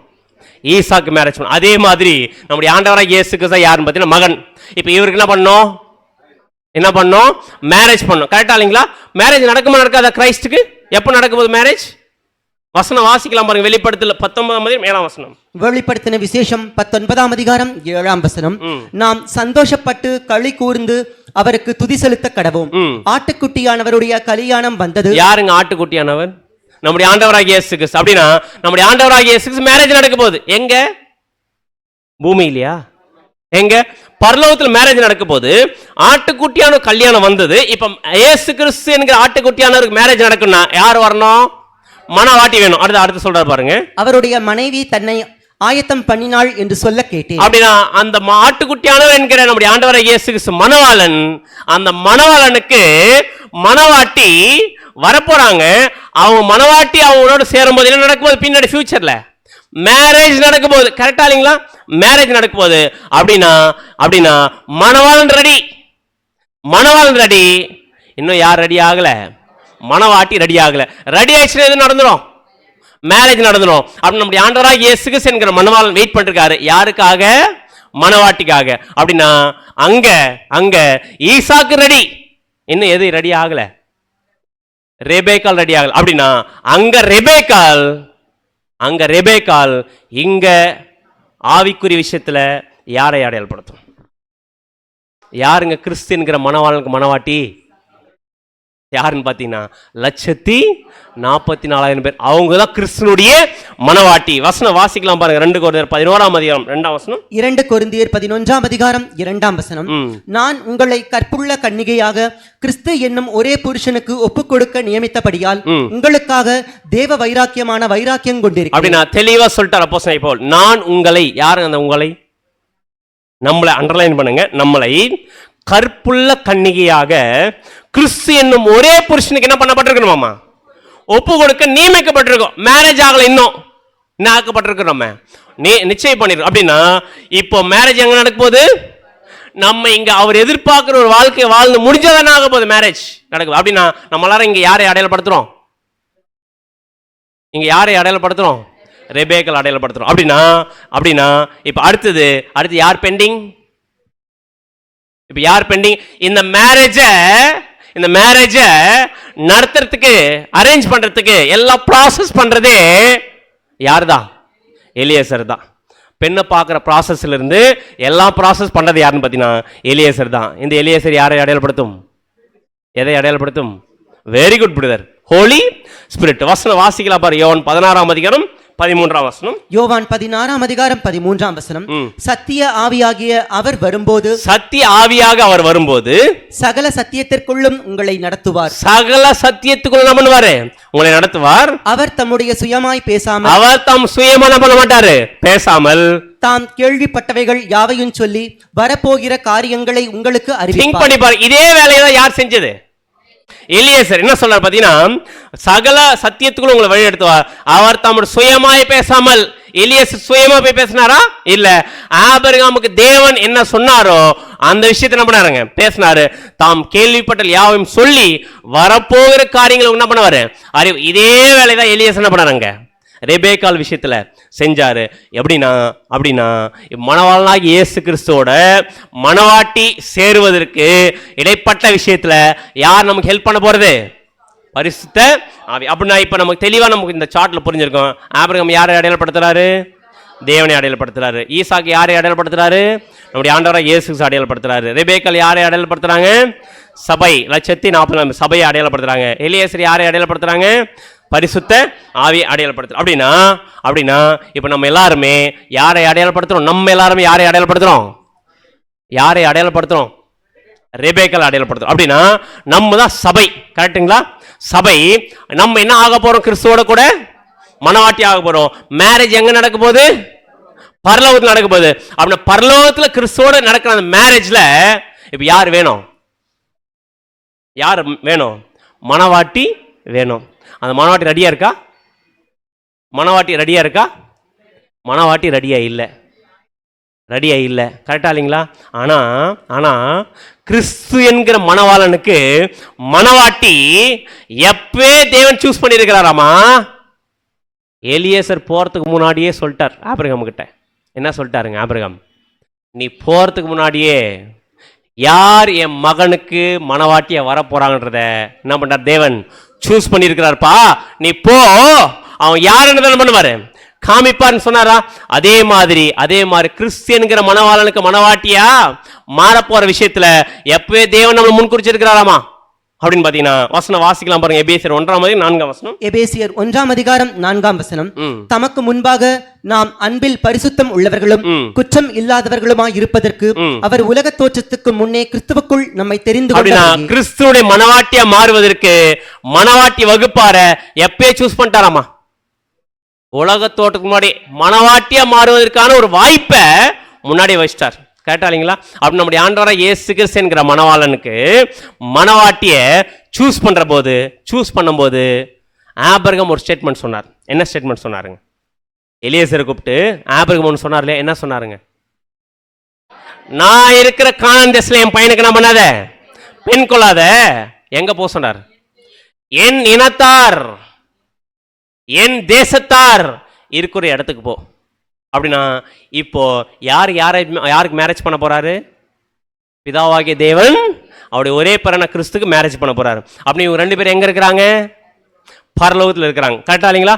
பரலோகத்தில் இருக்கிறாங்க. இப்போ இயேசு கிறிஸ்துக்கு பெண்ணை சூஸ் பண்றது எங்க வேணாமா? எங்க வேணாமா? என் மகனுக்கு பெண்ணை எங்க எடுக்க வேணாம்? பரலோகத்தில் எடுக்க வேண்டாம். அதான் சொல்றாரு, நான் குடியிருக்கிற இந்த கானான் தேசத்துல வேண்டாம், எங்க இருந்து சூஸ் பண்ணேன் அப்படின்னா என் இனத்தார். அப்படின்னா தேவனுடைய இனத்தார் எங்க இருக்கிறாங்க? எப்படி பூமியில் இருக்கிறாங்க அப்படின்னு பார்த்தீங்கன்னா வசனம் வாசிக்கலாம் பாருங்க. ஆதியாகமம் 1:27 ஆதியாகமம் 1:27 தேவன் தம்முடைய சாயலாக மனுஷனை சிருஷ்டித்தார், அவனை தேவ சாயலாகவே நல்லா கவனிங்க. மனுஷனை படைச்சாராமா? யார் சாயலா படைச்சாராமா? தேவ சாயலா படைச்சாராமா? ஆணும் பெண்ணுமாக அவர்களை சிருஷ்டித்தார். அப்படின்னா தேவனுடைய சாயலாய் படைக்கப்பட்ட மனுஷன் எங்க இருக்கிறாரு? பூமியில் இருக்கிறாரு. ஆனா இயேசு கிறிஸ்துக்கு பெண்ணை எங்க சூஸ் பண்ணல? பரலோகத்துல கோடான கோடி தூதர்கள் இருந்தாங்க. சூஸ் பண்ணாரா? இல்ல. என்ன சொல்லிட்டாரு பாத்தீங்கன்னா, இந்த பரலோகத்துல வேண்டாம், என்னுடைய இனத்தார் என்னுடைய சாயல்ல என்னோட ரூபத்துல படைக்கப்பட்ட மனுக்குலத்திலிருந்து என் பையனுக்கு என்ன பண்றேன்? பெண்ணை சூஸ் பண்றேன். அப்படின்னா இது சாதாரண விஷயங்களா? சாதாரண விஷயங்களா? திங்க் பண்ணி பாருங்க. நம்முடைய ஆண்டவராக இயேசு கிறிஸ்து எப்பேற்பட்ட ஐஸ்வர்யவான், எப்பேற்பட்ட கேரக்டர். அப்பேற்பட்ட நம்முடைய ஆண்டவருக்கு ரெபேக்கால் அப்படின்னு கூட ஒரு வகுப்பார், சபை வகுப்பார, மணவாட்டி வகுப்பார் எங்கேருந்து சூஸ் பண்ணுறாருன்னு பார்த்தீங்கன்னா இந்த பூமியிலேருந்து சூஸ் பண்ணுறார். அப்படி சூஸ் பண்ணும்போது அவங்களை எப்படி சூஸ் பண்ணுறாரு பார்த்தீங்கன்னா கலரை பார்த்தோ, நிறத்தை பார்த்தோ, ஒரு வகுப்பாரை பார்த்தோ சூஸ் பண்ணல. எப்படி சூஸ் பண்ணுறாருன்னு பார்த்தீங்கன்னா கலாத்தியர் 3:28-29. கலாத்தியர் 3:28 மற்றும் 29 யூதன் என்றும் கிரேக்கன் என்றும் இல்லை. அப்படின்னா கிறிஸ்துவுக்கு மணவாட்டியா மாறத்துக்கு யூதன் என்றும் இல்லை, கிரேக்கன் என்றும் இல்லை, அடிமை என்றும் சுயாதீனன் என்றும் இல்லை, ஆண் என்றும் பெண் என்றும் இல்லை, நீங்கள் எல்லாரும் கிறிஸ்து இயேசுவுக்குள் ஒன்றாயிருக்கிறீர்கள். நீங்கள் கிறிஸ்துவினுடையவர்களானால் ஆபிரகாமின் சந்ததியாராயும் வாக்குத்தத்தத்தின்படியே சுதந்திரராயும் இருக்கிறீர்கள். கிறிஸ்துவுக்கு மணவாட்டியா அப்படின்னு மாறக்கூடிய அந்த வாய்ப்புக்கு யாருக்கெல்லாம் சான்ஸ் பாத்தீங்கன்னா அடிமையா இருந்தாலும் சரி, சுயாதீனம் மூலம் சரி, எந்த ஒரு கேட்டகரி இருந்தாலும் சரி, அதெல்லாம் கேட்டகரி பார்க்கல, எல்லாருக்கும் நம்முடைய ஆண்டவர் வாய்ப்பு கொடுத்துட்டார். யாருக்கு? மனவாட்டியா மாறத்துக்கு, நம்முடைய ஆண்டவராக இயேசு கிறிஸ்துக்கு மனவாட்டியா மாறத்துக்கு. அப்படின்னா இப்போ நம்ம யாரை அடையாளப்படுத்துறோம்? பழைய ஏற்பாட்டில் நடந்த சம்பவத்தில் நம்ம யாரை அடையாளப்படுத்துறோம்? ரெபேக்கால் அடையாளப்படுத்துறோம். இப்போ ரெபேக்கால் என்னென்ன பண்ணிச்சோ அதெல்லாம் நம்ம செஞ்சோம்னா நம்ம யாருக்கு மனவாட்டியா மாறலாம்? நம்முடைய ஆண்டவருக்கு மனவாட்டியா மாறலாம். அப்படின்னா ரெபேக்காலுக்கு ஃபர்ஸ்ட் என்ன இருந்துச்சு? எங்க வந்தாங்க அவங்க? துறவுக்கு வந்தாங்க. துறவுக்கு வராங்கன்னா என்ன அர்த்தம்? தாகம் இருந்தா துறவுக்கு வரும். கரெக்டா இல்லைங்களா? அப்படின்னா அதே ஒரு கேரக்டர் யாருக்கு இருக்கணும்? நமக்கு இருக்கணும். நமக்கு என்ன தாகம் இருக்கணும்? அங்க ரெபேக்காலுக்கு தண்ணி குடிக்கணும்ன்ற ஒரு தாகம் இருந்தாலும் வந்தாங்க துறவுக்கு. கரெக்டா இல்லைங்களா? அப்படின்னா நம்ம ரெபேக்கால் அடையாளப்படுத்தினா நமக்கு என்ன தாகம் இருக்கணும் அப்படின்னு பார்த்தீங்கன்னா தண்ணியை குடிக்கணும்னு தாகம் இருக்கணும். எது தண்ணி அப்படின்னு பார்த்தீங்கன்னா நம்முடைய ஆண்டவராக இயேசுக்கு சொல்றாரு. இதே மாதிரி ஒரு துறவு கிட்ட இருக்கும்போது சொல்றாரு. யாருக்கிட்ட? ஒரு அம்மா கிட்ட என்ன சொல்றாரு பார்த்தீங்கன்னா, இந்த துறவில் இருக்க தண்ணியை கொஞ்சம் குடியான்னு கேட்கும்போது, உங்ககிட்ட என்ன இல்லை பாத்திரன்னு சொன்ன உடனே அவர் சொல்றாரு, நீ குடிக்கிற தண்ணி தாகம் வந்துடும், நான் கொடுக்கிற தண்ணி உனக்கு நாகாது, தாகம் உண்டாது. வசனம் வாசிக்கலாம் பாருங்க. யோவான் 4:10. யோவான் 4:10. இயேசு அவளுக்கு பிரதியுத்தரமாக நீ தேவனுடைய ஈவையும் தாகத்துக்கு தா என்று உன்னிடத்தில் கேட்கிறவர் இன்னார் என்பதையும் அறிந்திருந்தாயானால் நீயே அவரிடத்தில் கேட்டிருப்பாய், அவர் உனக்கு ஜீவ தண்ணீரை கொடுத்திருப்பார். அப்படின்னா ஃபர்ஸ்ட் கிறிஸ்துவுடைய மனவாட்டியா மாறினா என்ன இருக்கணும்? தாகம். என்ன தாகம்? சத்தியத்தை கேட்கிற, சத்தியத்தை குடிக்கக்கூடிய ஒரு தாகம் இல்லைன்னா ஃபர்ஸ்ட் குவாலிஃபிகேஷன் கிறிஸ்துவுக்கு மனவாட்டியா மாறதுக்கு சத்தியத்தை தாகத்தோட பருகக்கூடிய ஒரு கேரக்டர் இருக்கணும். எத்தனை பேருக்கு தாகம் இருக்கு? அப்படின்னா அது இருக்கிறதுனால என்ன பண்ணிடுறோம்? நம்ம வந்திருக்கிறோம். அப்படின்னா அந்த துறவு என்னன்னு அர்த்தம்? நிறைய தண்ணி இருக்கும் அப்படின்னா பைபிள் தான் துறவு. கரெக்டா? இதுக்குள்ள எவ்வளவு இருக்கு? தண்ணி நிறைய இருக்கு. இதுல இருக்கிற சத்தியத்தை கேட்கறதுக்கு குடிக்கிறதுக்கு என்ன இருக்கணும்? நமக்கு ஆர்வம் இருக்கணும், வாஞ்சி இருக்கணும், பசி தாகம் இருக்கணும்.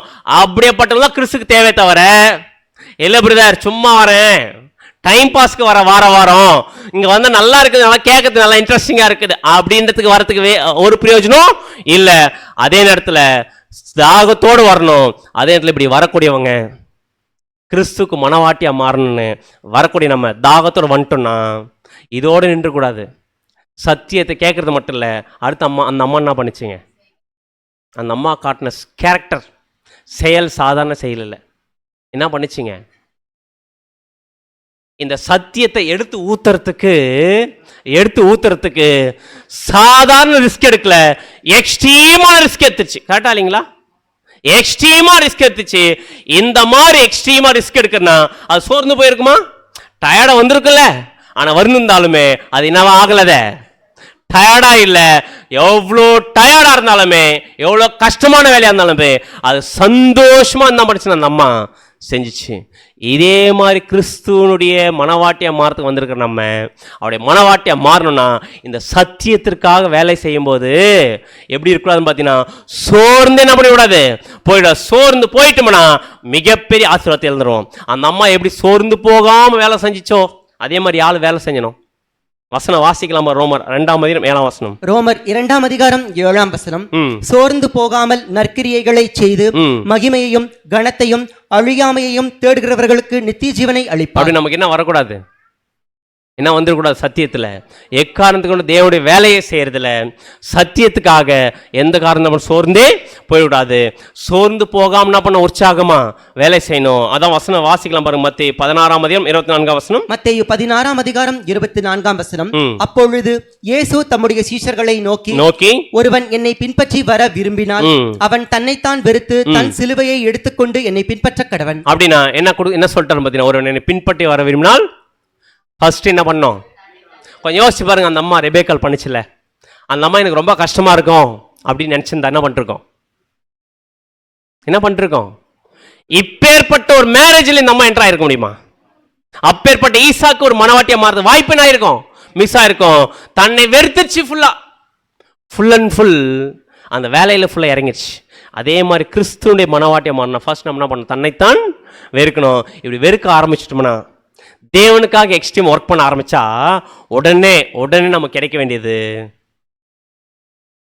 என்ன கிடைக்குதாமா? கம்மல் கிடைக்குதாமா? அப்படின்னு நிஜமா கம்மல் கொடுப்பாரா நமக்கு? கோல்டு கம்மல் எல்லாம் கிடைக்காது. அப்படின்னு என்ன கிடைக்கும்? இந்த ஒரு ஆர்வத்தோட, இந்த தாகத்தோட வரக்கூடிய நமக்கு ஃபர்ஸ்ட் என்ன கொடுக்குறா தெரியுங்களா? காதணி. என்ன காதணி அப்படின்னு பார்த்தீங்கன்னா, யாரா சொல்றீங்க? Very good. என்ன காதா இருக்கு தெரியுங்களா? கேட்கக்கூடிய காது. அப்படின்னா சத்தியத்தை கேட்கக்கூடிய ஆர்வம் என்ன ஆகும்? இன்னும் அதிகமாகும். அதே நேரத்தில் சத்தியத்தை கேட்கக்கூடிய ஆர்வம் மட்டும் இல்ல, அடுத்து என்ன கொடுப்பாரு தெரியுங்களா? அடுத்து என்ன கொடுப்பாருங்க? வளையல் எங்க போடுவாங்க? கைக்கு போடுவாங்க. கை எதை அடையாளப்படுத்தீங்களா பைபிள்ல? உன் கைக்கு நேரிடுது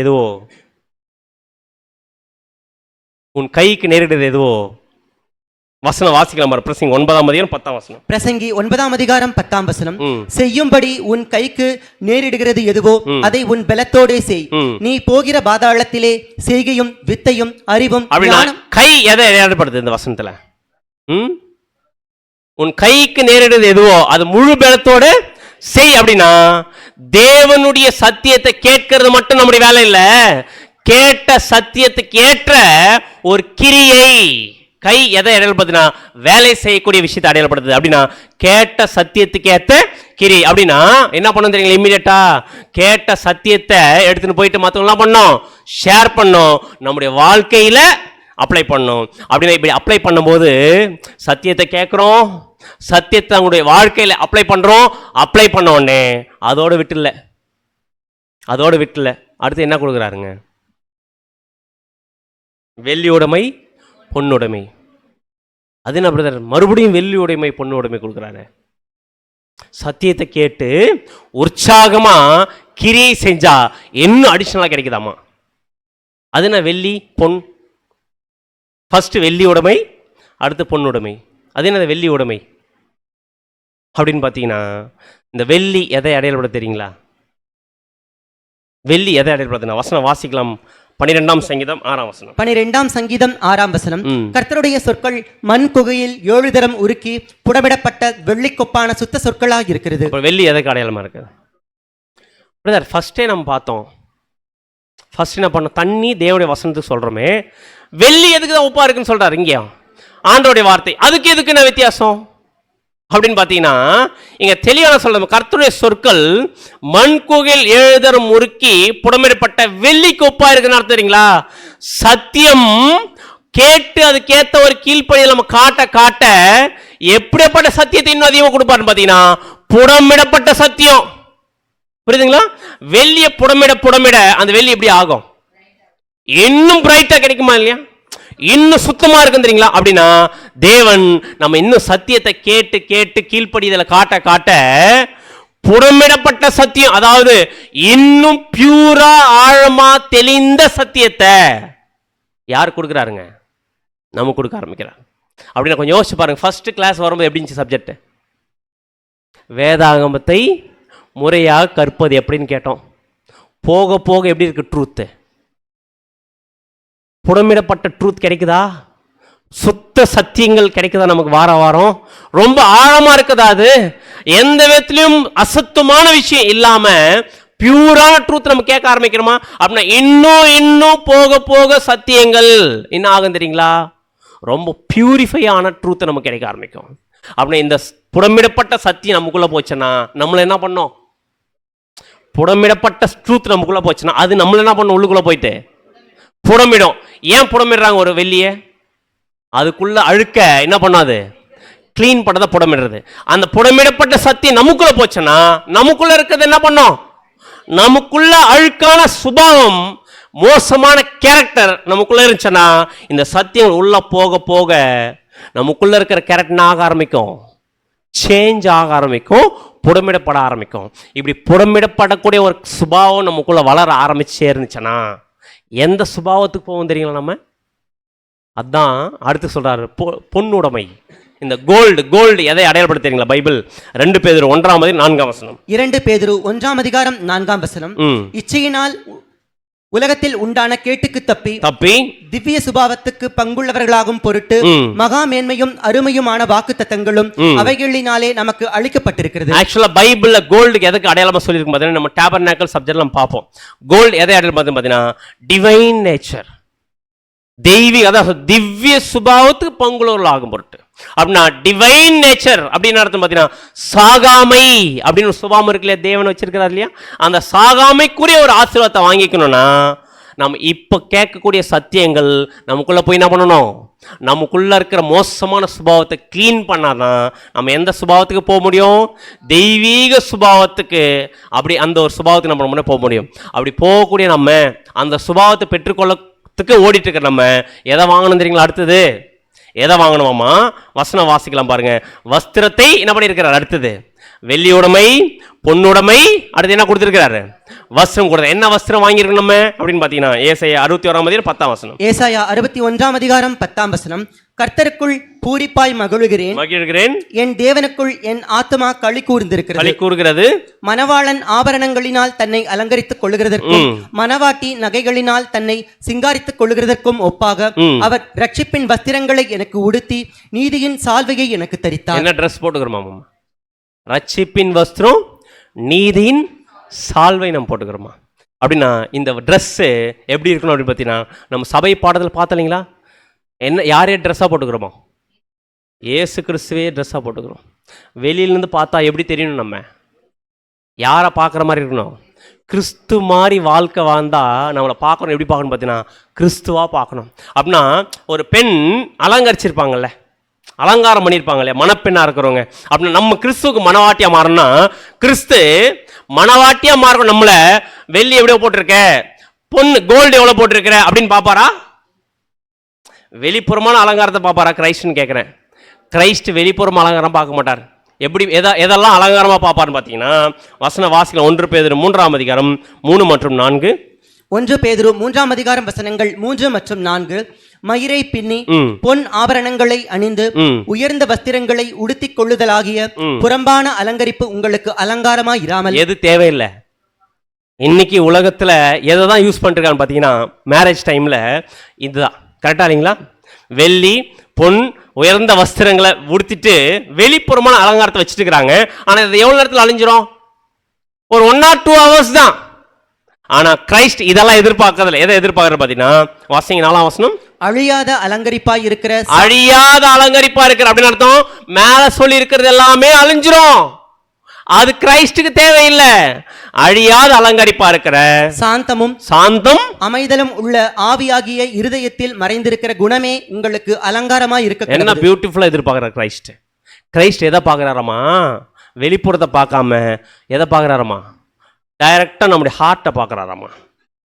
சாந்தம் அமைதல் உள்ள ஆவியாகிய இருதயத்தில் மறைந்திருக்கிற குணமே நமக்கு என்னவா இருக்கணும் அப்படின்னா, உள்ள குணம் இருக்கணும். பாத்தீங்களா? என்ன கனிகள்? ஆவின் கனிகள் நிறைஞ்சிருக்கணும். இப்ப கிரைஸ்ட் எதை பார்ப்பாரு பாத்தீங்கன்னா, அன்பு எவ்வளவு இருக்கு, நீடிய பொறுமை இருக்கு, சாந்தம் எவ்வளவு இருக்கு, அதே நேரத்துல இச்சையடக்கம் எவ்வளவு இருக்கு. இந்த ஒரு கேரக்டர் நம்முடைய ஆண்டவர் பார்க்கிறாரு. இததான் அலங்காரமா நமக்கு என்ன பண்ணணும் இருக்கணும். இது எவ்வளவு சீக்கிரம் வந்துருமா நமக்கு? திங்க் பண்ணி பாருங்க. ரெபேக்கால் மணவாளனை பார்க்கறதுக்கு சாதாரண கேரக்டர் ரிஸ்க் எடுக்கல. இவ்வளோ விஷயங்கள் பண்ணி செஞ்சிருக்கு. அதான் வசனம் வாசிக்கலாம் பாருங்க. சங்கீதம் 96ஆம் சங்கீதம் 9ஆம் வசனம். 96ஆம் சங்கீதம் 9ஆம் வசனம். பரிசுத்த அலங்காரத்துடனே கர்த்தரை தொழுது கொள்ளுங்கள், பூலோகத்தாரே நீங்கள் யாவரும் அவருக்கு முன்பாக. அப்படின்னா எப்படி அலங்கரிக்கப்பட்டிருக்குமா? பரிசுத்த அலங்காரத்துடனே. அப்படின்னா இந்த உலக பிரகான மாம்சத்துக்குரிய ஒரு காரியத்தினால சுபாவத்தினால மறைங்கரிக்கப்படக்கூடாது. பரிசுத்த அலங்காரத்துடனே இருதயத்தில் மறைந்திருக்கிற குணம் தான் நம்முடைய ஆண்டவர் பார்க்கிறாரு. நம்ம நினைக்கலாம் வெளிப்புறமா நம்ம பேசுற விஷயம் ரொம்ப அன்பா இருக்கலாம், அதே நம்ம செய்கை காட்டுற விஷயம் நம்ம சகோதரர்கள் பரிசுத்தமா இருக்கலாம். ஆனா சகோதரர்கள் வெளியில பார்க்கறாங்க, ஆனா கிரைஸ்ட் எங்க பார்க்கறாருங்க? ஹார்ட். நம்ம வெளியில இருக்கிற மனுஷனை ஏமாத்திடலாம், யாரை ஏமாற்ற முடியாது. மனவாட்டியா மாறணும்னா எங்க சேஞ்ச் பண்ணணும்? உள்ளுக்குள்ள இருக்கிற கேரக்டர் சேஞ்ச் பண்ணணும். கடைசியில் அங்கே ஃபேமிலி எல்லாமே யாருடைய வாய்ப்பிறப்ப கேட்டாங்க? ரெபேக்கால் கிட்ட கேட்டாங்களா? என்ன கேட்டாங்க? நம்ம எல்லாருக்கும் ஓகே, ஆனால் யாருடைய வாய்ப்பிறப்ப சொல்லணும்? ரெபேக்கால் சொல்லணுமா இல்லையா? என்ன சொன்னாங்க அந்த அம்மா? நான் போறேன்னு. இப்போ நம்ம தானே அந்த ரெபேக்கால். நம்ம எல்லாம் ரெடியா? எல்லாரும் யோசிக்கிறத பார்த்து, இரும்புறதர் இப்போதான் என் பசங்களுக்கு கல்யாணம் பண்ணியிருக்கிறேன், 2 பிளாட் வாங்கியிருக்கிறேன், வீடு இப்போதான் கட்ட ஆரம்பிச்சிருக்கிறேன், எப்படி அப்படின்ற மாதிரி இருக்கு. ஆக்சுவலாக அந்த அம்மா ஏதாச்சும் யோசிச்சா? சொன்ன உடனே என்ன பண்ணிச்சு அந்த அம்மா? ரெடி. அப்படின்னா அந்த அம்மா யாரை பார்க்கல? ஈசாக்க பார்க்கல. பார்க்காமையே யாருக்கு ஓகே சொல்லிடுச்சு? யாருக்கு ஓகே சொல்லியிருக்கு? அப்படின்னா நம்ம ஈசாக்கு என்கிற நம்முடைய ஆண்டவராக இயேசு பார்த்தோமா? அவர் அழகா இருப்பாரா, கருப்பா இருப்பாரா, ஹைட்டா இருப்பாரா? ஏதாவது தெரியுமா? தெரியாது. ஆனா ஒண்ணு மட்டும் தெரியும்.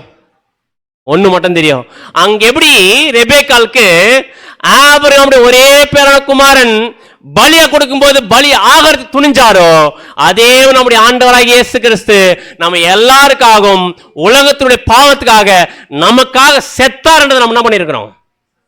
பார்த்துருக்குறோம், ஃபீல் பண்ணியிருக்கிறோம், இதை கேட்டிருக்கிறோம். இதை கேட்க நம்முடைய ஆண்டவர் மேல லவ் வருதா இல்லையா நமக்கு? அதான் வசனம் வாசிக்கலாம். 1 பேதுரு 1ஆம் அதிகாரம் 8ஆம் வசனம். 1 பேதுரு 1ஆம் அதிகாரம் 8ஆம் வசனம். அவரை நீங்கள் காணாமல் இருந்தும் அவரிடத்தில் அன்பு கூறுகிறீர்கள். வருதா இல்லைங்களா? கொஞ்சம் யோசிப்பார். நம்ம ஒரு சின்ன தவறு பண்ணும்போது நம்முடைய ஆண்டவராக இயேசு கிறிஸ்துக்கு நம்ம போய் மன்னிப்பு கேட்கும்போது, நம்ம மன்னிக்கும் போது அவருடைய ரத்தம் நம்முடைய பாவங்களை என்ன பண்ணுது? கழுவுது அப்படின்னு சொல்லும்போது நமக்கு யாரும் லவ் வருது? ஆண்டவர் மேல வருது. ஆனா பார்த்தோமா, அவரை காணாமல் இருந்தும் அவரிடத்தில் அன்பு கூறுகிறீர்கள்.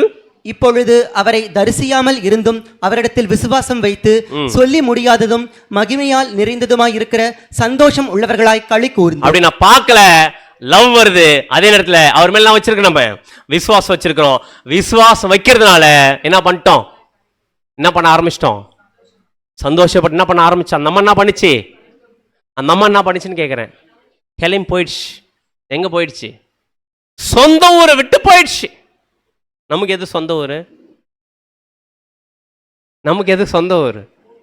இந்த பூமி. கரெக்டா இல்லைங்களா? அவர் எங்க இருக்கிறாரு? பரலோகத்தில் இருக்கிறார். இப்ப நம்ம எதுக்கு ரெடி ஆயிட்டு இருக்கணும்? பரலோகத்துக்கு ரெடி ஆயிட்டு. கரெக்டா இல்லைங்களா? அந்த அம்மா லிட்டரலா ஒட்டகத்து மேல கிளம்பி போயிடுச்சு. ஆனா நம்ம பூமியில் தான் இருக்கிறோம். ஆனா பூமிக்குரியவர்கள் இல்ல. அதான் நம்முடைய ஆண்டவராக இயேசு சொல்லிட்டாரு, நான் உலகத்தான் அல்லாதது போல நீங்களும் உலகத்தார் இல்ல. நீங்க வாழ்ற இடம் உலகமா இருக்கலாம், ஆனா உங்களுக்கு இந்த உலகத்துக்கு என்ன இருக்கக்கூடாது? சமுதிரம். நீங்க வாழ்ற வாழ்க்கைக்கும் மற்ற உலகத்தார் வாழ்ற வாழ்க்கைக்கு என்ன இருக்கணும்? வித்தியாசம் இருக்கணும். அந்த அம்மா எப்படி எல்லாத்தையும் விட்டுட்டு கிளம்பி போச்சோ, அதே மாதிரி நம்ம ஃபர்ஸ்ட் எதாவது மறக்கணும் தெரியுங்களா? அந்த அம்மா எதாவது மறந்துச்சு. அவங்க அம்மா வீடு, அப்பா வீடு, எல்லாத்தையும் சொந்த பந்தெல்லாம் விட்டுட்டு மறந்துச்சு இல்லையா? அதே மாதிரி நம்மளும் மறக்கணுமா? மறந்தாதான் யார் ஏற்றுப்பார் தெரியுங்களா? ஏசு கிறிஸ்து. எது நமக்கு சொந்த ஊர்? இந்த உலகம். கரெக்டாக எதை மறக்கணும் நம்ம? அதான் வசனம் வாசிக்கலாம். 45ஆம் சங்கீதம் 10ஆம் வசனம் 11ஆம் வசனம். 45ஆம் சங்கீதம் வசனங்கள் 10 மற்றும் 11. குமாரத்தியே கேள், நீ உன் செவியை சாய்த்து சிந்தி. நல்லா யாருங்க அந்த குமாரத்தி? நம்ம குமாரத்தியை கேள், நல்லா கேட்டுக்கலாம். உன் செவியை சாய்த்து சிந்தித்துக்கொள், உன் ஜனத்தையும் உன் தகப்பன் வீட்டையும் மறந்து விடு. என்ன பண்ணிடு? இந்த உலகத்துக்குரிய விஷயம், இந்த உலகத்துக்குரிய ஆசா பாசம் என்ன பண்ணிடு? மறந்துடு. மறந்தாதான் வசனம் அடுத்தது, அப்பொழுது ராஜா உன் அழகில் பிரியப்படுவார். அப்பதான் யார் நம்மள நேசிப்பாராமா? உலகத்தின் மேல ஆசை வச்சுக்கிட்டு மனவாட்டிய ஆகணும்னு நினைச்சா நினைச்சுக்க வேண்டியதுதான். ஆனா என்ன பண்ண முடியாது? ஆக முடியாது. அதான் சொல்றாரு, அப்போது ராஜா உன் அழகில் பிரியவட, அவர் உன் ஆண்டவர் ஆகியால் அவர் என்ன பண்ணிக்கோ?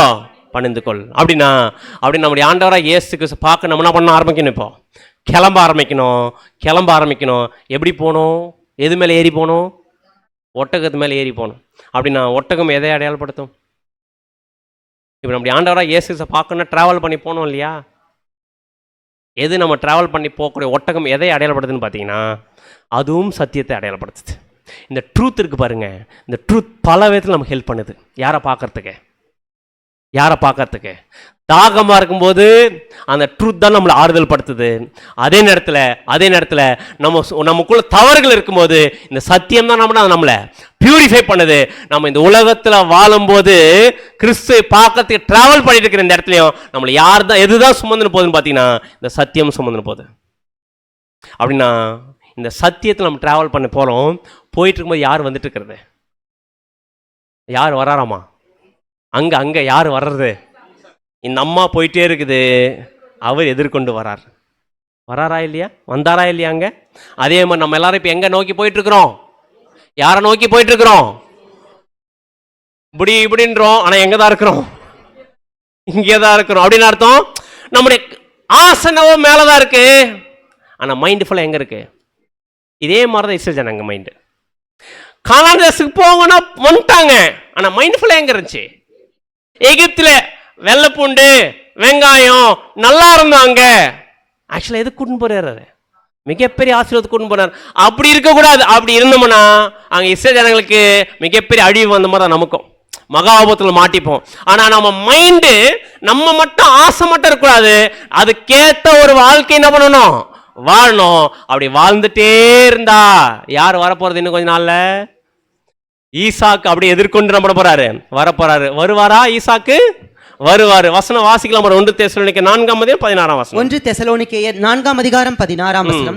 ஏனெனில் கர்த்தர் தாமே ஆரவாரத்தோடும் பிரதான தூதனுடைய சத்தத்தோடும் தேவ எக்காலத்தோடும் வானத்திலிருந்து இறங்கி வருவார். அப்பொழுது கிறிஸ்துவுக்குள் மரித்தவர்கள் முதலாவது எழுந்திருப்பார்கள். அப்படின்னா கர்த்தர் தாமே ஆரவாரத்தோடும் பிரதான தூதனுடைய சத்தத்தோடும் தேவ எக்காலத்து வானத்திலிருந்து இறங்கி வருவார். அப்பொழுது கிறிஸ்துவுக்குள் மரித்தவர்கள் என்ன பண்ணுவாங்க? முதலாவது எழுந்திருப்பாங்க. அடுத்து சொல்ற பாருங்க, அதுல 1 தெசலோனிக்கேயர் 4:17 வசனம். பின்பு உயிரோடு இருக்கும் நாமும் கர்த்தருக்கு எதிர்கொண்டு போக மேகங்கள் மேல் அவர்களோட கூட ஆகாயத்தில் எடுத்துக்கொள்ள. அப்படி நம்முடைய ஆண்டவராகிய இயேசு 2ஆம் முறையில் வரும்போது அவர் கூட நம்ம போய் சேரணும்னா மனவாட்டியா யார் ரெடியா இருக்கணும்? நம்ம ரெடியா இருக்கணும். அப்படின்னா நம்மலாம் ரெடியா இருக்கிறோமா? அவர் நம்மளை கூட்டின்னு போற அளவுக்கு? உதாரணத்துக்கு ஒரு கேள்வி முன்னாடி, ஒரு சீரியஸான கேள்வி. நாளைக்கு வர்றதுக்கு ரெடி ஆகிட்டார். நாளைக்கு வரதா இருக்குதுன்னு வச்சுக்கங்க. நம்முடைய ஆண்டவர் நம்ம தான் ரெபேக்காள் ரெடியாக இருக்கிறோமா இன்னைக்கு? அப்படின்னா எவ்வளோ சீக்கிரம் நம்ம கேட்குற சத்தியத்துக்கு ஒரு ஏற்ற ஒரு வாழ்க்கையை வாழணும்னு கொஞ்சம் திங்க் பண்ணி பார்க்கலாம். இது சாதாரண விஷயம் இல்லை. ஏன்னா இன்னும் கொஞ்ச நாள் என்ன நடக்க போகுது? மேரேஜ் நடக்க போகுது. எங்கன்னு பார்த்தீங்கன்னா பரலோகத்தில் அந்த 1,44,000 பேர் சபை வகுப்பார் நிறைவு அடைஞ்சிட்டாங்கன்னா எங்கே போயிடுவாங்க? மேரேஜ்குள்ள என்டர் ஆயிடுவாங்க. உள்ள போயிட்டா மணவாளனாகிய கிறிஸ்து, மணவாட்டியாகிய சபை, 2 பேருமே ஆட்டுக்குட்டியானுடைய கல்யாணம் நடந்துச்சுன்னா ஒருவேளை நம்ம கிறிஸ்து எதிர்பார்க்குற குணலட்சணத்தில் இருந்தா என்ன பண்ணிடணும்? இம்மீடியட்டா அவர் கூட போய் சேருவோம். அப்படின்னா எப்போ அதாவது ரெபேக்கால் ஈசாக்கை பார்த்தோன்னே என்ன பண்ணிச்சு? அந்த அம்மா என்ன பண்ணிச்சுங்க? முக்காடு. அப்படின்னு அர்த்தம் அது எதை அடையாளப்படுத்த தெரியுங்களா? என்ன சொல்லிட்டாங்க பார்த்தீங்கன்னா, அந்த அம்மா என்னுடைய தலை யார் தான்? நம்ம எல்லாருக்கும் தலை யார் தான்? நம்முடைய ஆண்டவராக இயேசு. தலை என்ன சொல்றாரோ அது அப்படியே கீழ்ப்படியும். யாருன்னு பார்த்தீங்கன்னா அவருடைய மனவாட்டி. கரெக்டா இல்லைங்களா? அப்படின்னா தலையா இருக்கு நம்முடைய ஆண்டவராக இயேசு சொல்லிட்டு இருக்கிறாரா? எதன் மூலமா சொல்றாரு? நமக்கு வாரம் சப்ஜெக்ட் கேட்குறமே அந்த சத்திய வசனங்கள்லாம் யார் சொல்லிட்டு இருக்கிறது? இங்க வந்து வாரம் நின்று பேசுறாரு அவரா? இல்ல, நம்முடைய ஆண்டவராக இயேசு கிறிஸ்து தலை மனவாட்டியா மாறத்துக்காக வந்திருக்கு. நமக்கு கொடுக்கக்கூடிய சத்தியத்தை கேட்க நம்முடைய சுய சிந்தையை யூஸ் பண்ணக்கூடாது. கிறிஸ்துடைய சத்தியத்துக்கு ஏற்ற மாதிரி நம்முடைய சிந்தையை என்ன பண்ணணும்? யூஸ் பண்ணிக்கணும். அப்படி மாத்திட்டே வந்து அவர் எதிர்பார்க்க கேரக்டரை காமிச்சிட்டா அவர் கூட என்ன பண்ணலாம்? அந்த மேரேஜ்ல போய் சேர்ந்துடலாம் மனவாட்டியா. இல்லைன்னா டோர் க்ளோஸ். நம்ம போன வாரம் பார்த்தோம் இல்லைங்களா? 10 கன்னிகையில் 5 கன்னிகை எங்கே போயிட்டாங்க? கல்யாண வீட்டுக்குள் பிரவேசிட்டாங்க. 5 பேர் ரிஜெக்ட். அப்படின்னா இங்கே வந்திருக்கிற நம்மள எத்தனை பேர் கதவு அடைக்கப்படுறதுக்கு உள்ளே போகிறோம், எத்தனை பேர் வெளியே நிற்க போகிறோம் அப்படின்றது தெரியல. ஆனால் நம்ம எல்லாரும் விசுவாசிக்கலாம், நம்ம எல்லாருமே இந்த மணவாட்டி வகுப்பாரா போயிட்டு கிறிஸ்துவோடு கூட அந்த திருமணத்தில் நம்ம எல்லாரும் போய் சேரலாம். அப்படின்னா கொஞ்சம் திங்க் பண்ணி பார்க்கலாம். இந்த மேரேஜ் நம்முடைய ஆண்டவராக இயேசு கிறிஸ்துவுக்கும் சபைக்கும் நடக்கிற அந்த மேரேஜை அடையாளப்படுத்துகிற நிழல் தான் யாருடைய லைஃப்பில் நடந்துச்சு பார்த்தீங்கன்னா ஈசாக்கின் திருமணம். அப்படின்னா அது நிழல், இது நிஜம். இப்போ யார் ரெடி ஆகலை? இன்னும் நம்ம ரெடி ஆகலை.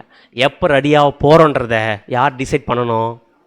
நம்ம தான் டிசைட் பண்ணணும். லேட் ஆகலாமா, சீக்கிரம் ஆகலாமா? லேட்டானால் என்ன ஆகுன்றதை நம்ம போன வாரம் சப்ஜெக்டில் பார்த்தோம். சீக்கிரம்னா எங்கே போகுன்றதை கண்டுபிடிச்சிட்டோம். அதுக்கேற்ற மாதிரி சீக்கிரமாக குணலட்சணத்தை மாற்றி கிறிஸ்துவோடு போய் சேர தேவன் தாமே நம் அனைவரையும் ஆசீர்வதிப்பாராக. இந்த ஒரு வாய்ப்பை நமக்கு ஏற்படுத்தி கொடுத்து நம்முடைய ஆண்டவராக இயேசு கிறிஸ்துவுக்கு நாம் முதலாவதாக நாம் நன்றிகளையும் ஸ்தோத்திரத்தை நம்ம எடுத்துக்கொள்ளணும். பெக்குலியராக இருந்துச்சு அந்த மேரேஜ். ஸோ இந்த மேரேஜ் பெக்குலியராக இருந்த மாதிரி அடுத்த வாரம் ஒரு சப்ஜெக்ட் பார்க்க போகிறோம். ஒரு முக்கியமான தீர்க்க தரிசனம். பைபிள்லே ஃபர்ஸ்ட் சொன்ன தீர்க்க தரிசனம். பைபிளில் முதல் தீர்க்க தரிசனம். இப்படி சொல்லலாம், உலகத்திலேயே முதல் சொன்ன தீர்க்க தரிசனம் என்னவா இருக்கும் அப்படின்னு பார்த்தீங்கன்னா ஸ்திரீன் வித்.